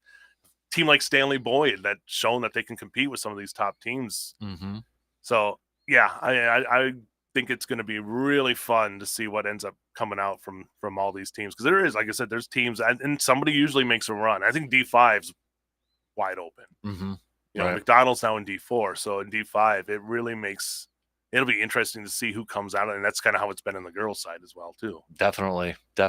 I throw, who we didn't throw in there on the girls' side, Regis pulling the upset of Durand, Arkansas to move on, too. So, I mean, that's big win for Teddy Jones and his team to get a regional title. Yeah, we got a couple, like as we mentioned a little bit earlier, too, with Gilman, some upsets and, getting those regional titles, taking down some top seeds. Yeah. I mean, I always look back to that Thorpe team that made it one state in like 2015 or something like that. Yeah. That was a team that came into place, I think, with a losing overall record and got hot and made the run. That could happen. I mean, I think we could see that happen with some team there in D5. There's always that chance. Moving over to the WIAC, I don't know if you recovered yet from hockey from Saturday night's men's Blue Gold Stouts game there, because you teased it, or I shouldn't say teased it, but you mentioned it last Monday. It could be, how it goes, maybe a mini game, and we got that. They almost always, I feel like if the Blue Golds in that semifinal are always getting that mini game. Yeah. So, and it went till 12:30 at night. They finally got the victory over Stout. Commend Stout for playing their hardest. Almost had a chance there to get to the WIAC championship. Just that Blue Gold team stepped up when they needed to. So, yeah, I mean, now they take on, you could write it on there again. It's point, Blue Golds, winner goes to the NCAA tournament. And I think the Blue Golds honestly know that that's probably their only path. Yep. Is beating point and getting there. So, I mean, it's a playoff. It's win or go home for them. It's, I believe, a 1-game series now. Right. So you go there on Saturday night. Whoever wins is headed to the tournament. So the stakes couldn't be any higher for that team. So right. Do you think now? Let's assume if either men's or women's or both, if they lose, which team do you think has a better chance maybe for an at-large? Or is it going to be really tough? Seems like we talk about that every year with an at-large. Honestly, I think it's really tough on the women's side because River Falls is already using one of those at-large bids. Yeah. And you guys know there's Pool A, Pool B, and all that stuff. Mm-hmm. It's going to be tough. Yeah. I think if you can win, I would think that the committee sees you beating the number one team, undefeated team in the nation. Mm-hmm. You would hope that would sway them. I just don't know if that's even honestly enough. I remember, I think it was Jack Bennett. I said this I think last week. You said like you don't want to leave it up to the tournament committee. Unfortunately, on the women's side, you don't have a choice because you don't have an automatic bid. So right. I hope I know they deserve to be in the tournament. I think, but it's just the way it goes with the automatic bids, and then how many teams that are ranked higher than them in the pairwise. Because right now they're sixth in the nation, I believe. I believe so. Yeah, they're sitting right there. So you get a win over River Falls, I feel like that should push you, you up there. You would think, but again, I never try to predict the Division III fields because so many times I've seen teams that I thought were a shoe-in not get in. Yeah. So it's tough. Yeah. Even the year after the Blue Golds won the NCAA tournament, they won the regular season, I think was WIAC, but didn't win the WIAC, didn't get in. Yeah. So you'd think the defending champs would have some kind of they would be like, okay, well, we want it. No. Didn't get in. Yeah. So it's tough. It's a roll of the dice, really, it feels like. But I think if they can beat River Falls, that obviously helps your argument. Right. Definitely. Basketball wise, Blue Golds aren't in it, but noteworthy news that dropped on Friday morning. Blue Golds are going to be looking for a new men's basketball coach. Matt Seiverling stepping down as head coach. So when they said 12 years, I was like, gosh, it's that flew by too. It feels like, didn't think it was that long. It just seemed like it was I'd only been here for like a year and a half. Yeah. He ended up taking over for Kyle Green, who was here for a year. So. Yeah. So Seiverling stepping down. I got to imagine that's going to be an attractive job, though, because you've got the Sonintake Center. You're going to be starting a brand new season in that facility. But we don't know a whole lot of details and such. I know you were at the presser with AD Verdugo on Friday and that, but sounds like it's going to be a nationwide search too. Yes, with this, which they usually do, because I think, like you said, it's going to be an attractive job with the Sonintake Center and playing in the WIAC. And Verdugo touched on this. It's a double-edged sword playing in the WIAC, because if you take a job here, you're playing in arguably the most competitive conference in D3 basketball. So there's not much easing into things because it's going to be tough from day one. So I think that still, to me, is attractive because somebody who's up for the challenge coming here is a good. I don't want to say stepping, because you never want to say stepping stone, right? But if somebody can come here, have success, we've seen the Bo Ryans of the world, make that move, right? So I think it's going to be very attractive. I think you look at the Sonintake Center, and that's floor. They have the floor in there now, and this is it's more of a reality now. Yep. And I had to, when I went to that presser, I had to sneak in and take a look at the Zorn, because I wasn't there for the last game, and it's just like it's hit me. It's like, I'm never shooting a game in the Zorn again. We're moving to new digs for that team. So I think I don't want to discount what Matt Seiverling did. I really enjoyed his time here, and I have nothing but utmost respect for him. But it's going to be an attractive job, and I think we'll see who comes out of there. But I think they're going to have people lining up trying to get this job. Yeah, because you mentioned WIAC. Yeah, it's tough, but that I would imagine too that's going to increase your talent pool for candidates. Yeah, because it is a top tier conference, and people want to be in that conference. Bo Ryan's a perfect example of that. Oh, exactly. It is. I mean, you look at Platteville, and I think things are going to guard there. I mean, we'll see how long he's there because of the success he's having. Yeah. So it's one of those things where if you show, the eyes of the nation can be on you because it is such a respected conference. Right. So, and that's honestly, probably a big reason why Bo Ryan's a finalist for the Basketball Hall of Fame too. Right. Oh, exactly. He should be in. He should have got in 2015. I agree. We were down there for the Final Four, and he was a finalist that year. The fact that he didn't get in, it's a shame, because if you want to respect all aspects of basketball, that is a man who was a legend in Division III and was able to take that to the next level. So how, this is a purely speculation kind of question or opinion, but I think it's unique in this area where you got the Blue Golds, but it's not that far down the street. Stout's right there too. Right. From a recruiting standpoint. It's like, because I got to imagine those two schools with the proximity, they're kind of recruiting a lot of the same athletes. And River Falls is only 45, 50 minutes from Stout. Yeah. And La Crosse is only, 90 minutes down. Right. It is a very unique situation to have this many. I mean, you can go to the cities and there's like 3 or 4, Hamlin and all those are St. Tom. Well, St. Tom's not anymore, but back in the day, like they were all kind of in that same vicinity. But I think for like a Wisconsin, a state, like I think it's very unique. And yeah, I think there's a lot of, guys going to the same games trying to recruit, and it has to make it difficult. It really does, because if you're trying to go in this area, but I think this day and age, guys aren't getting overlooked. Right. So if somebody has talent, there's a way to find it from not just here, but somewhere online, the huddle videos and all that stuff. So yeah, if they have talent, you don't have the Terry Porters kind of slipping through, going to Stevens Point and being a number or first round pick in the NBA draft. Yeah. And obviously the Blue Goats had plenty of talent in the Ken Anderson era that were D1, but kind of slipped through the cracks. So yeah, I don't know if that's going to happen anymore, but yeah, recruiting is a whole different world than I think it was 25, 30 years ago. Absolutely. And we can't forget UW Stout women's basketball, Hannah Iverson getting her team to the NCAA tournament. What a run. I mean, this was a team that started. She was an Eau Claire North product too. Yes, went to UW. I covered her when she played at UW Green Bay, which is still weird for me. But yeah, so you have a team that started out and they were in the top 10 in the nation. Started conference play, and I think they lost 5 of 6. And they, you could have said that was it. Yep. There could have been people quitting, and then to go on the run to win, I believe, 9 straight games. Yeah. To now get to the NCAA tournament. What an incredible! I mean, it's been a roller coaster. You knew the talent was there, and man, did that talent just got better and better and better with each step, especially in the tournament. I mean, they were up on everybody right away. Yep. So it's great to see. And as a team that you had all the expectations, it's just molding it together and holding it together, and that's what Hannah Iverson did. And they're playing. I mean, you talk about momentum when you get into tournaments or playoffs or like that.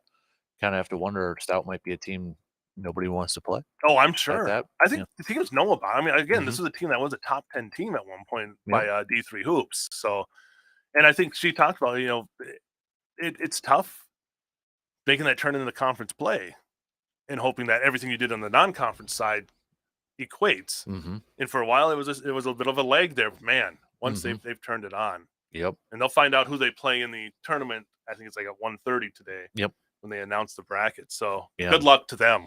Big time win. I mean, Whitewater, you beat them, and then in the championship, you beat Oshkosh. I mean, for crying out loud, that's a heck of a run. And both those games, they were, Oshkosh made a run, but and Whitewater did a little bit too, but they held both those teams pretty much in check the whole time, so I think they're going to end up pretty well. Yeah, in the tournament, wherever they end up. What is this? I got their schedules 1, 2, 3, 4, 5, 6, 7, 8, 9 game winning streak. I think right now. I believe so. Yeah, their last loss was January 27th against Oshkosh. Right, and that's the other thing is like they're playing a team. I think Oshkosh beat them both times in the regular season. Yep. So they came back, and it's always hard. Third time's always hard. You always say that in football, but yeah, for them to not even go on the road and do what they did too. Yeah, because it was that stretch. I mean, they lost to Oshkosh the first time, lost to La Crosse, lost to Whitewater, lost to Eau Claire, lost to Platteville. That's 5 losses in a row. Yeah, and then it kind of changed after that. That's when they got on their run. It's amazing. It really is. And then, I know it's coming up here this weekend, but a lot of eyes too going to be on, I think, on that Blue Gold wrestling team as they begin, a little bit closer to some national. I know it's not quite nationals. It's the Midwest regional, but it's in your old neck of the woods in Stevens Point over there too. That's Quant, I got to imagine. Yep.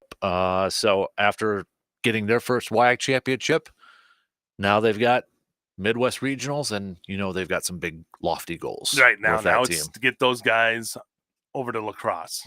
So it's a big weekend for them. And again, nice that they're only you're traveling 2 hours. Yep. To Point, have that you're not too far. Bus ride shouldn't be an issue or anything like that. Considering they travel the country, it seems like their regular season. Exactly. So this should just be like it's their backyard. So. Yep. Exactly. All big thanks to Justice for breaking down our local sports. Oh, no problem. There. Before I let you go, though, little Bucks chat here for just a few minutes. 2 games post All-Star break, 2 wins. I know it's a small sample size, But this is kind of what we want to see now with this Bucks team, the second half of the season. Yeah. That complementary basketball, it seems like they're playing a little bit better at right now. I look at that schedule in March, starting the 4th. Clippers, Warriors, Lakers, Clippers, Sacramento, Philly, Phoenix, Boston. That stretch to me will kind of give us, I think, a sign of how this Bucks team could potentially look like once they get to the postseason. And they're on a road a lot in that stretch too. So I think that's going to tell you a lot is how you're preparing on the road for it. But to come out and get a win over a talented T-Wolves team on the road too. Tops in the West. Yep. That was a great way to come back and then get a win last night as well. So now you've started, with the Sixers, a team that's always battling near the top. I don't know, even without Joel Embiid, they're still a pesky team. Yeah. So to come back and convincingly win that game. That's what you wanted to see. You want to see them come out and look like almost like a new team. I don't know if they're completely a new team, but they looked good. And then maybe, who knows, maybe the All-Star game, energized Dame. Yeah. I mean, looked like he was having fun there. So I think Giannis did too. And for Doc, you're a month in. It's time to, put up or shut up. So exactly. This is the run. So hopefully, but I look at that schedule or that portion and be like, okay, that's maybe that'll, like you said, tell us a lot about this team once they get to the postseason. That week where they play the Clippers, then they go to Golden State, and then they go to the Lakers, and then they play the Lakers again. I mean, they play 4 games in a 6-game span. Yeah. That's a tough stretch. And it's not even that. They play every other day. So they play 6 games in 12 days or something like that. Yeah. That's tough. That's a tough stretch. So like you said, that is really going to show what they can do. Yep. Hopefully Middleton's back by then. I know Doc said yesterday he's getting closer, but kind of wonder with Charlotte, not to overlook him, but you kind of wonder with Charlotte, do you think probably not going to play those games and then maybe make sure he's ready for maybe that trip starting next week from today? If not, you wait till after that trip and then you get him 12, 13 games before the playoffs start. So he's at least basketball's where you need to get those legs back under you. Basketball shape is different than normal shape. So yeah, well, we saw they did that with him at the beginning of the year. Yep. Minutes restriction, 20 minutes out, and then finally cracked a 20-minute, couple months into the season or something. Yeah, it's unfortunate that we just really haven't seen. It's been about a year now since we've really seen Chris Middleton at full strength. Yep. All right, JC. So this is going to be the last time I get to catch up with you for a couple weeks at least here. So keep up the great work. I know this is a busy week for you and busy weekend coming up for you and your team. So keep up the awesome work. We're paying attention. We're following along and all that. So we appreciate you taking some time every Monday for an hour here. So keep up the good work and then enjoy a little R&R at spring training for a little bit. I'll do my best. They might need me to pitch, but I don't think they would have to convince you that hard, right? They just put down the one for the Ephus pitch. Yeah. I'll keep throwing it. Yeah. Come on, man. So there's nothing else that's going to come. So. Exactly. Well, again, big thanks, JC. I know it's going to be a couple weeks. So until you're back and I don't, when you are back, we'll still have a lot going on, getting ready for spring sports too. So it's going to be madness too. Yeah. So we appreciate it. We appreciate it, buddy. Thank you. We'll take a quick break and we'll start to kind of wrap up things here in just a few minutes.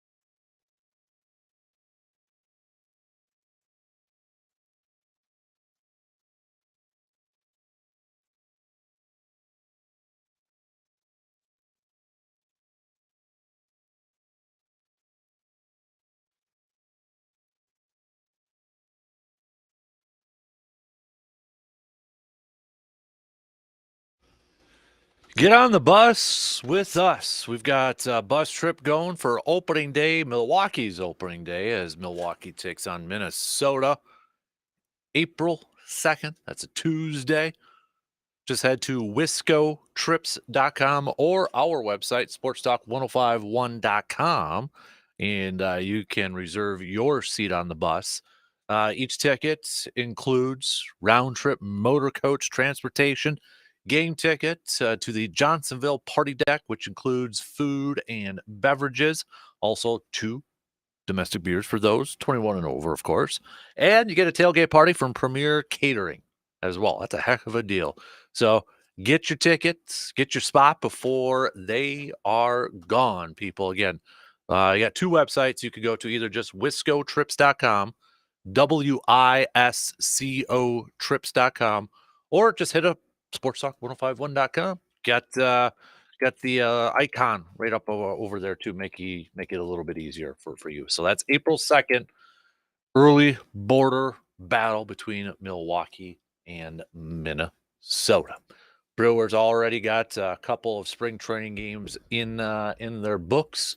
Got another one coming up this afternoon. You will be able to listen to that spring training game at 2:00. Coverage begins. First pitch around 2:10 at 105.1 FM and 790 AM. Reminder, you got to listen to the Brewers games like the Bucks games on your radio dials over there. So, third game for the Brewers in their spring training coming up a little bit later on this afternoon. We talked a lot of Brewers so far here this morning with them in a couple games, but with that, I want to go back to that game on Saturday to open up spring training for the Crew, and I think we got to see an early glimpse of maybe 2 of the biggest storylines to follow with this Brewers team throughout the entire spring training. One, Jackson Chourio. Jackson Chourio got to start center field for the Crew in that first game. Collected a couple of hits, RBI and such, showing off his bat. Because, we've been hearing about Jackson Chourio for, it seems like, forever. But we've been hearing a lot about him the last couple of years. And, maybe kind of paying attention a little bit in spring training and such. But facts are facts. You sign a huge deal like that without making your major league debut, and you've only played a handful of games at the AAA level. First game, first spring training game, you're in the lineup. That spotlight is going to be huge. It's going to be bigger on you. So every time he's going to be in that game now, all eyes are going to be on him.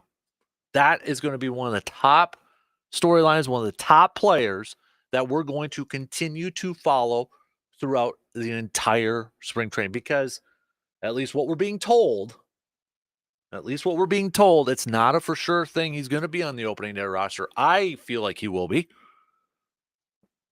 but that's not official, I guess. And then the other one is, and this is something that just kind of a little over a week ago that turned into a story, is Sal Frelick playing the infield. So it was a week and a couple days when that Athletic story came out that Sal Frelick spent some offseason time working with Dustin Pedroia, maybe potentially a position switch where he was playing the infield. And first spring training game, not only is he batting leadoff, he's getting a start at third base. Gets a couple assists. Also did pretty well at the plate too. A couple of hits and a walk.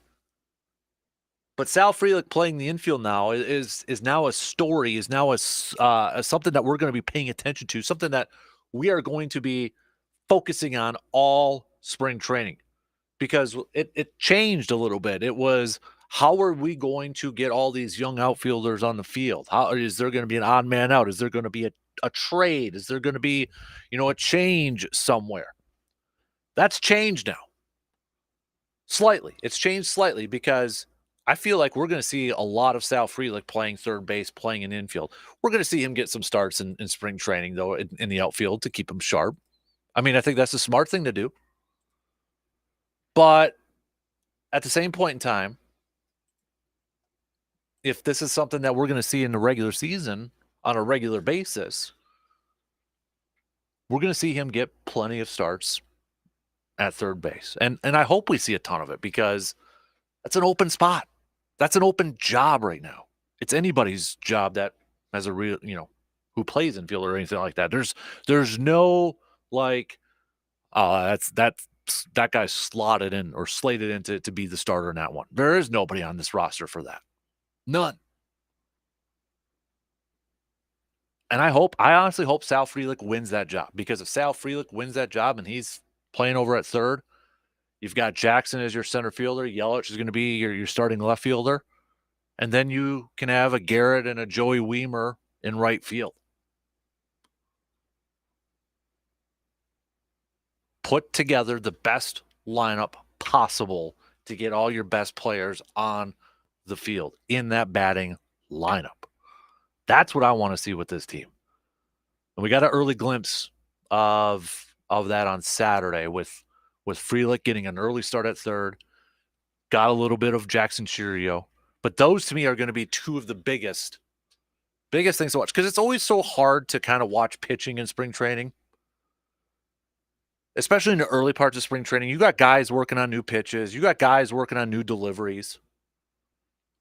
So it's always kind of hard to gauge, if a guy's out there and he's just, lobbing stuff up there, throwing stuff, and guys are tattooing it. It's always kind of hard to gauge, is he just working on something new, kind of working out some of the kinks, or is the guy really struggling with some control and really struggling with some command? Coaches know that.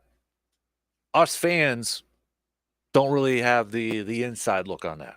Maybe later on in spring training, we get closer to the regular season, when guys are starting to tune up for the regular season, starting to get ready for that. That's when we can kind of see pitching and getting a better gauge of that. So right now in the early goings for me for spring training, to me, the things I'm watching: Sal Frelick playing the infield, Jackson Chirio. All right, let's take a quick break, and then we've got some picks and predicts coming at you. Picks and predicts coming at you, brought to you by the Elbow Room. We'll get to that coming up here after this quick break.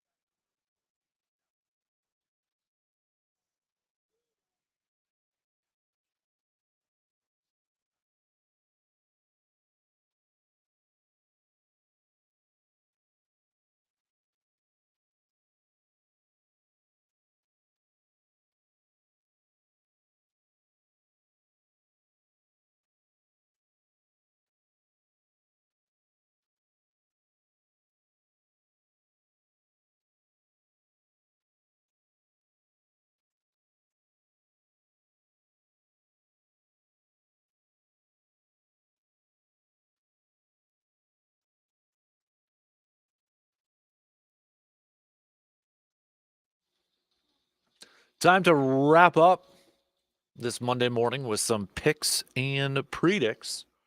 Brought to you by our good friends from the Elbow Room in Eau Claire, located right next to the Bainbury Place. We're getting to that time of year where we're going to have some baseball games. We've got some postseason hoops games. We've got hockey. We got racing going on, looking for somewhere to hang out and catch some of the games. Go check out the Elbow Room. As I mentioned, right next to the Banbury Place. Grab yourself some Man Cave Light because they got it over there too.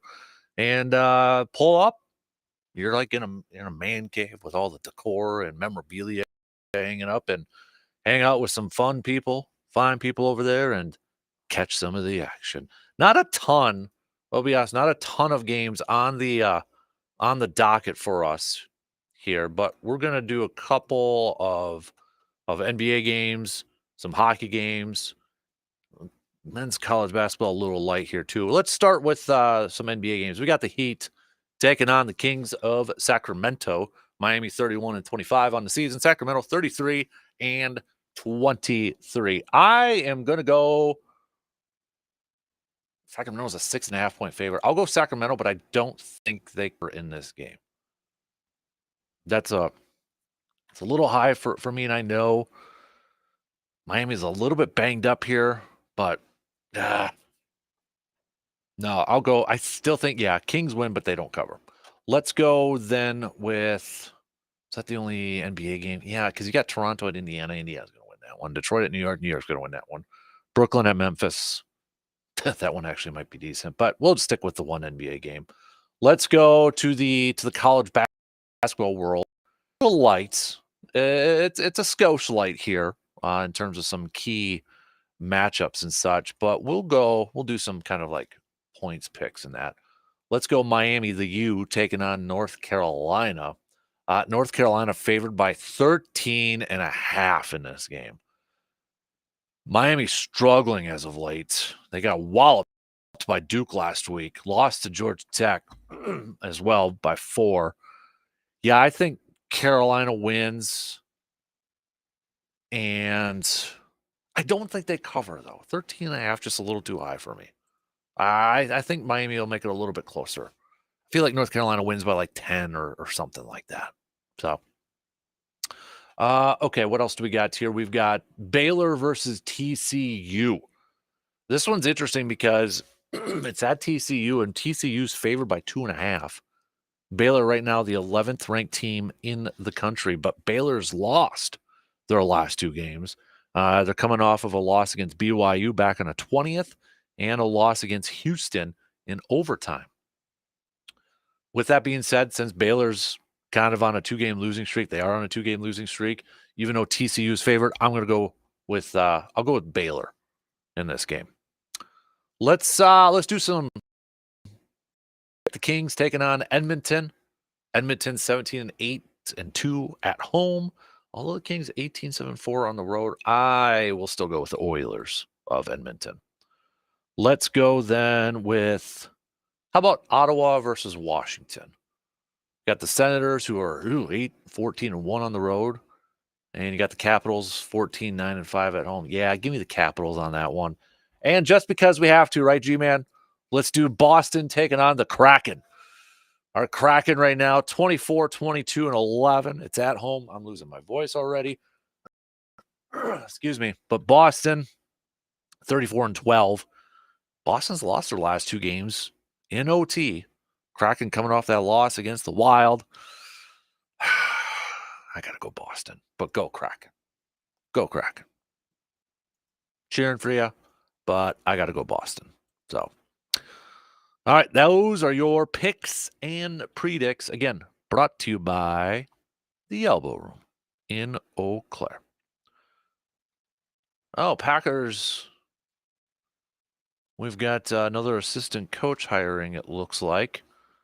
According to Aaron Wilson, the Packers have hired former Boston College co-defensive coordinator Sean Duggan as a defensive assistant. Duggan has an extensive background in the linebacker position. Okay, let me see if I can find out a little bit more about this guy. Oh, he's younger, 30 years old. Okay. So he played at Boston College from 2011 to 2014. GA, then he was at Hawaii as a linebackers coach, UMass as a linebackers coach, Ohio State as a graduate assistant in 2019.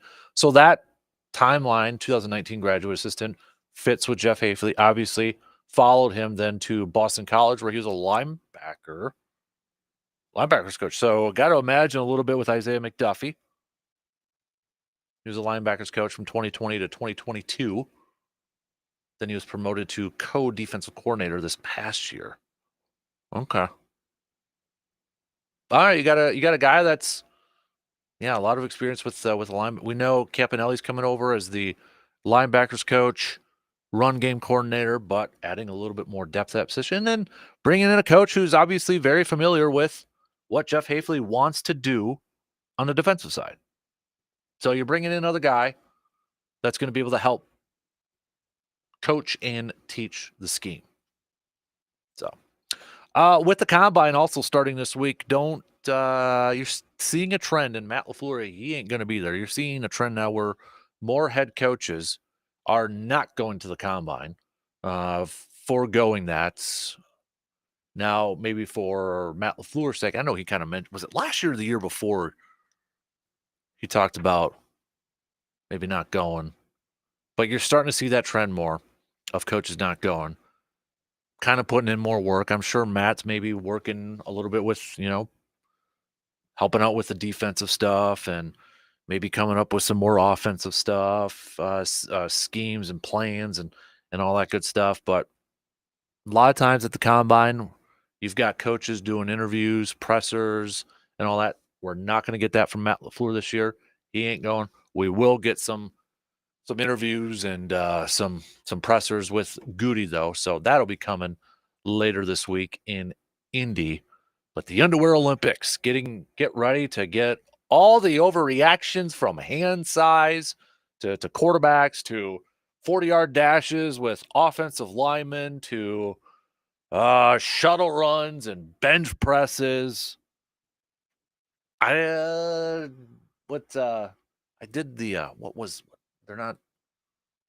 Oh, I just blanked on what's the test that they do? Combine quarterback. What's the name of that?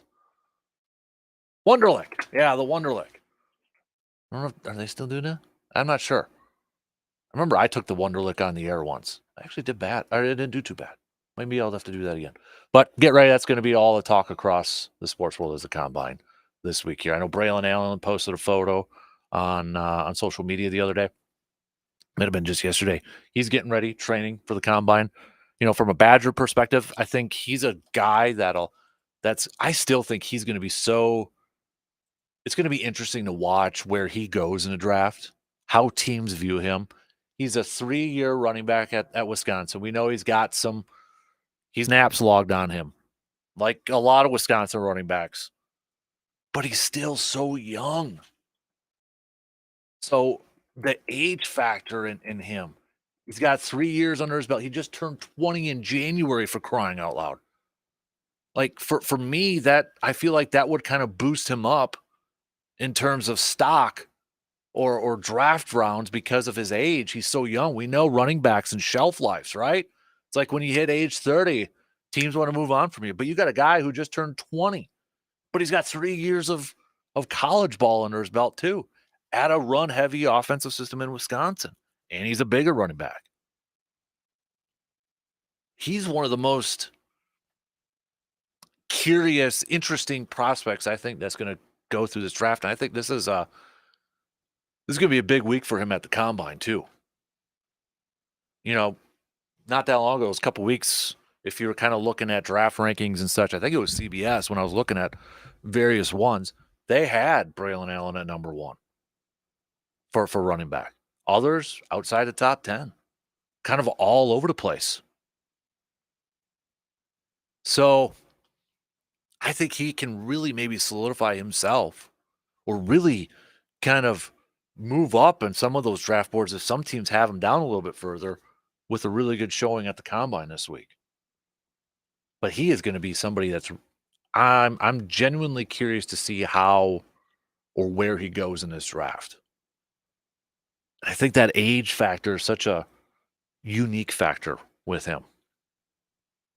I know there's some Packers fans that will love to see him, stay in state and have Green Bay draft him, maybe as a replacement for A.J. Dillon and, maybe one more year with Aaron Jones and such. But, we'll see.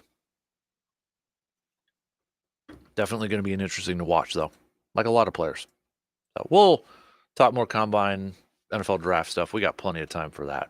Coming up tomorrow, it's a Grind My Gears Tuesday. It's also a Ray's Place. Who cut and didn't cut the mustard? All right. That is your homework assignment for today and tonight. Come up with your list of teams, people, players, whatever the case may be, of who cut and who didn't cut the mustard. Brought to you by Ray's Place. The good peeps over there at Ray's Place. So think about that and then let me know tomorrow via the texting line. Hit us up with a quick text. It is also a Grind My Gears Tuesday. So whatever's grinding your gears, you can let us know and make it appropriate so we can actually say it on the air. Some of you do text over, but you use language that I can't relay on the air. Okay. But if that's the only way that you can get something off your chest, all right, I'm here for you. Okay. I'm here for you. Coming up a little bit later on this morning, we'll have a new episode of the Man Cave podcast. Touched on it a little bit in the 7 o'clock hour. But one of the biggest questions I always get, and it's on the heels of him announcing his retirement, longtime NFL writer, insider Peter King, friend of the program who's been on many times. One of the biggest questions I've always gotten has how that HE double hockey sticks. Do you know Peter King or have a relationship with Peter King? I'll tell you some stories on today's podcast. So make sure you're looking for that on your favorite podcasting platform later on this morning. Literally going to start recording it as soon as I shut the mics off here in like 30 seconds.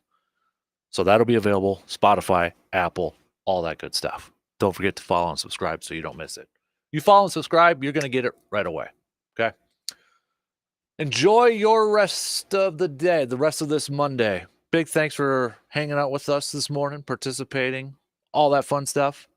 DP and Danitz, they're up next. Let's do it again tomorrow morning, all right? 6 a.m., just past 6 a.m. I'll talk to you then.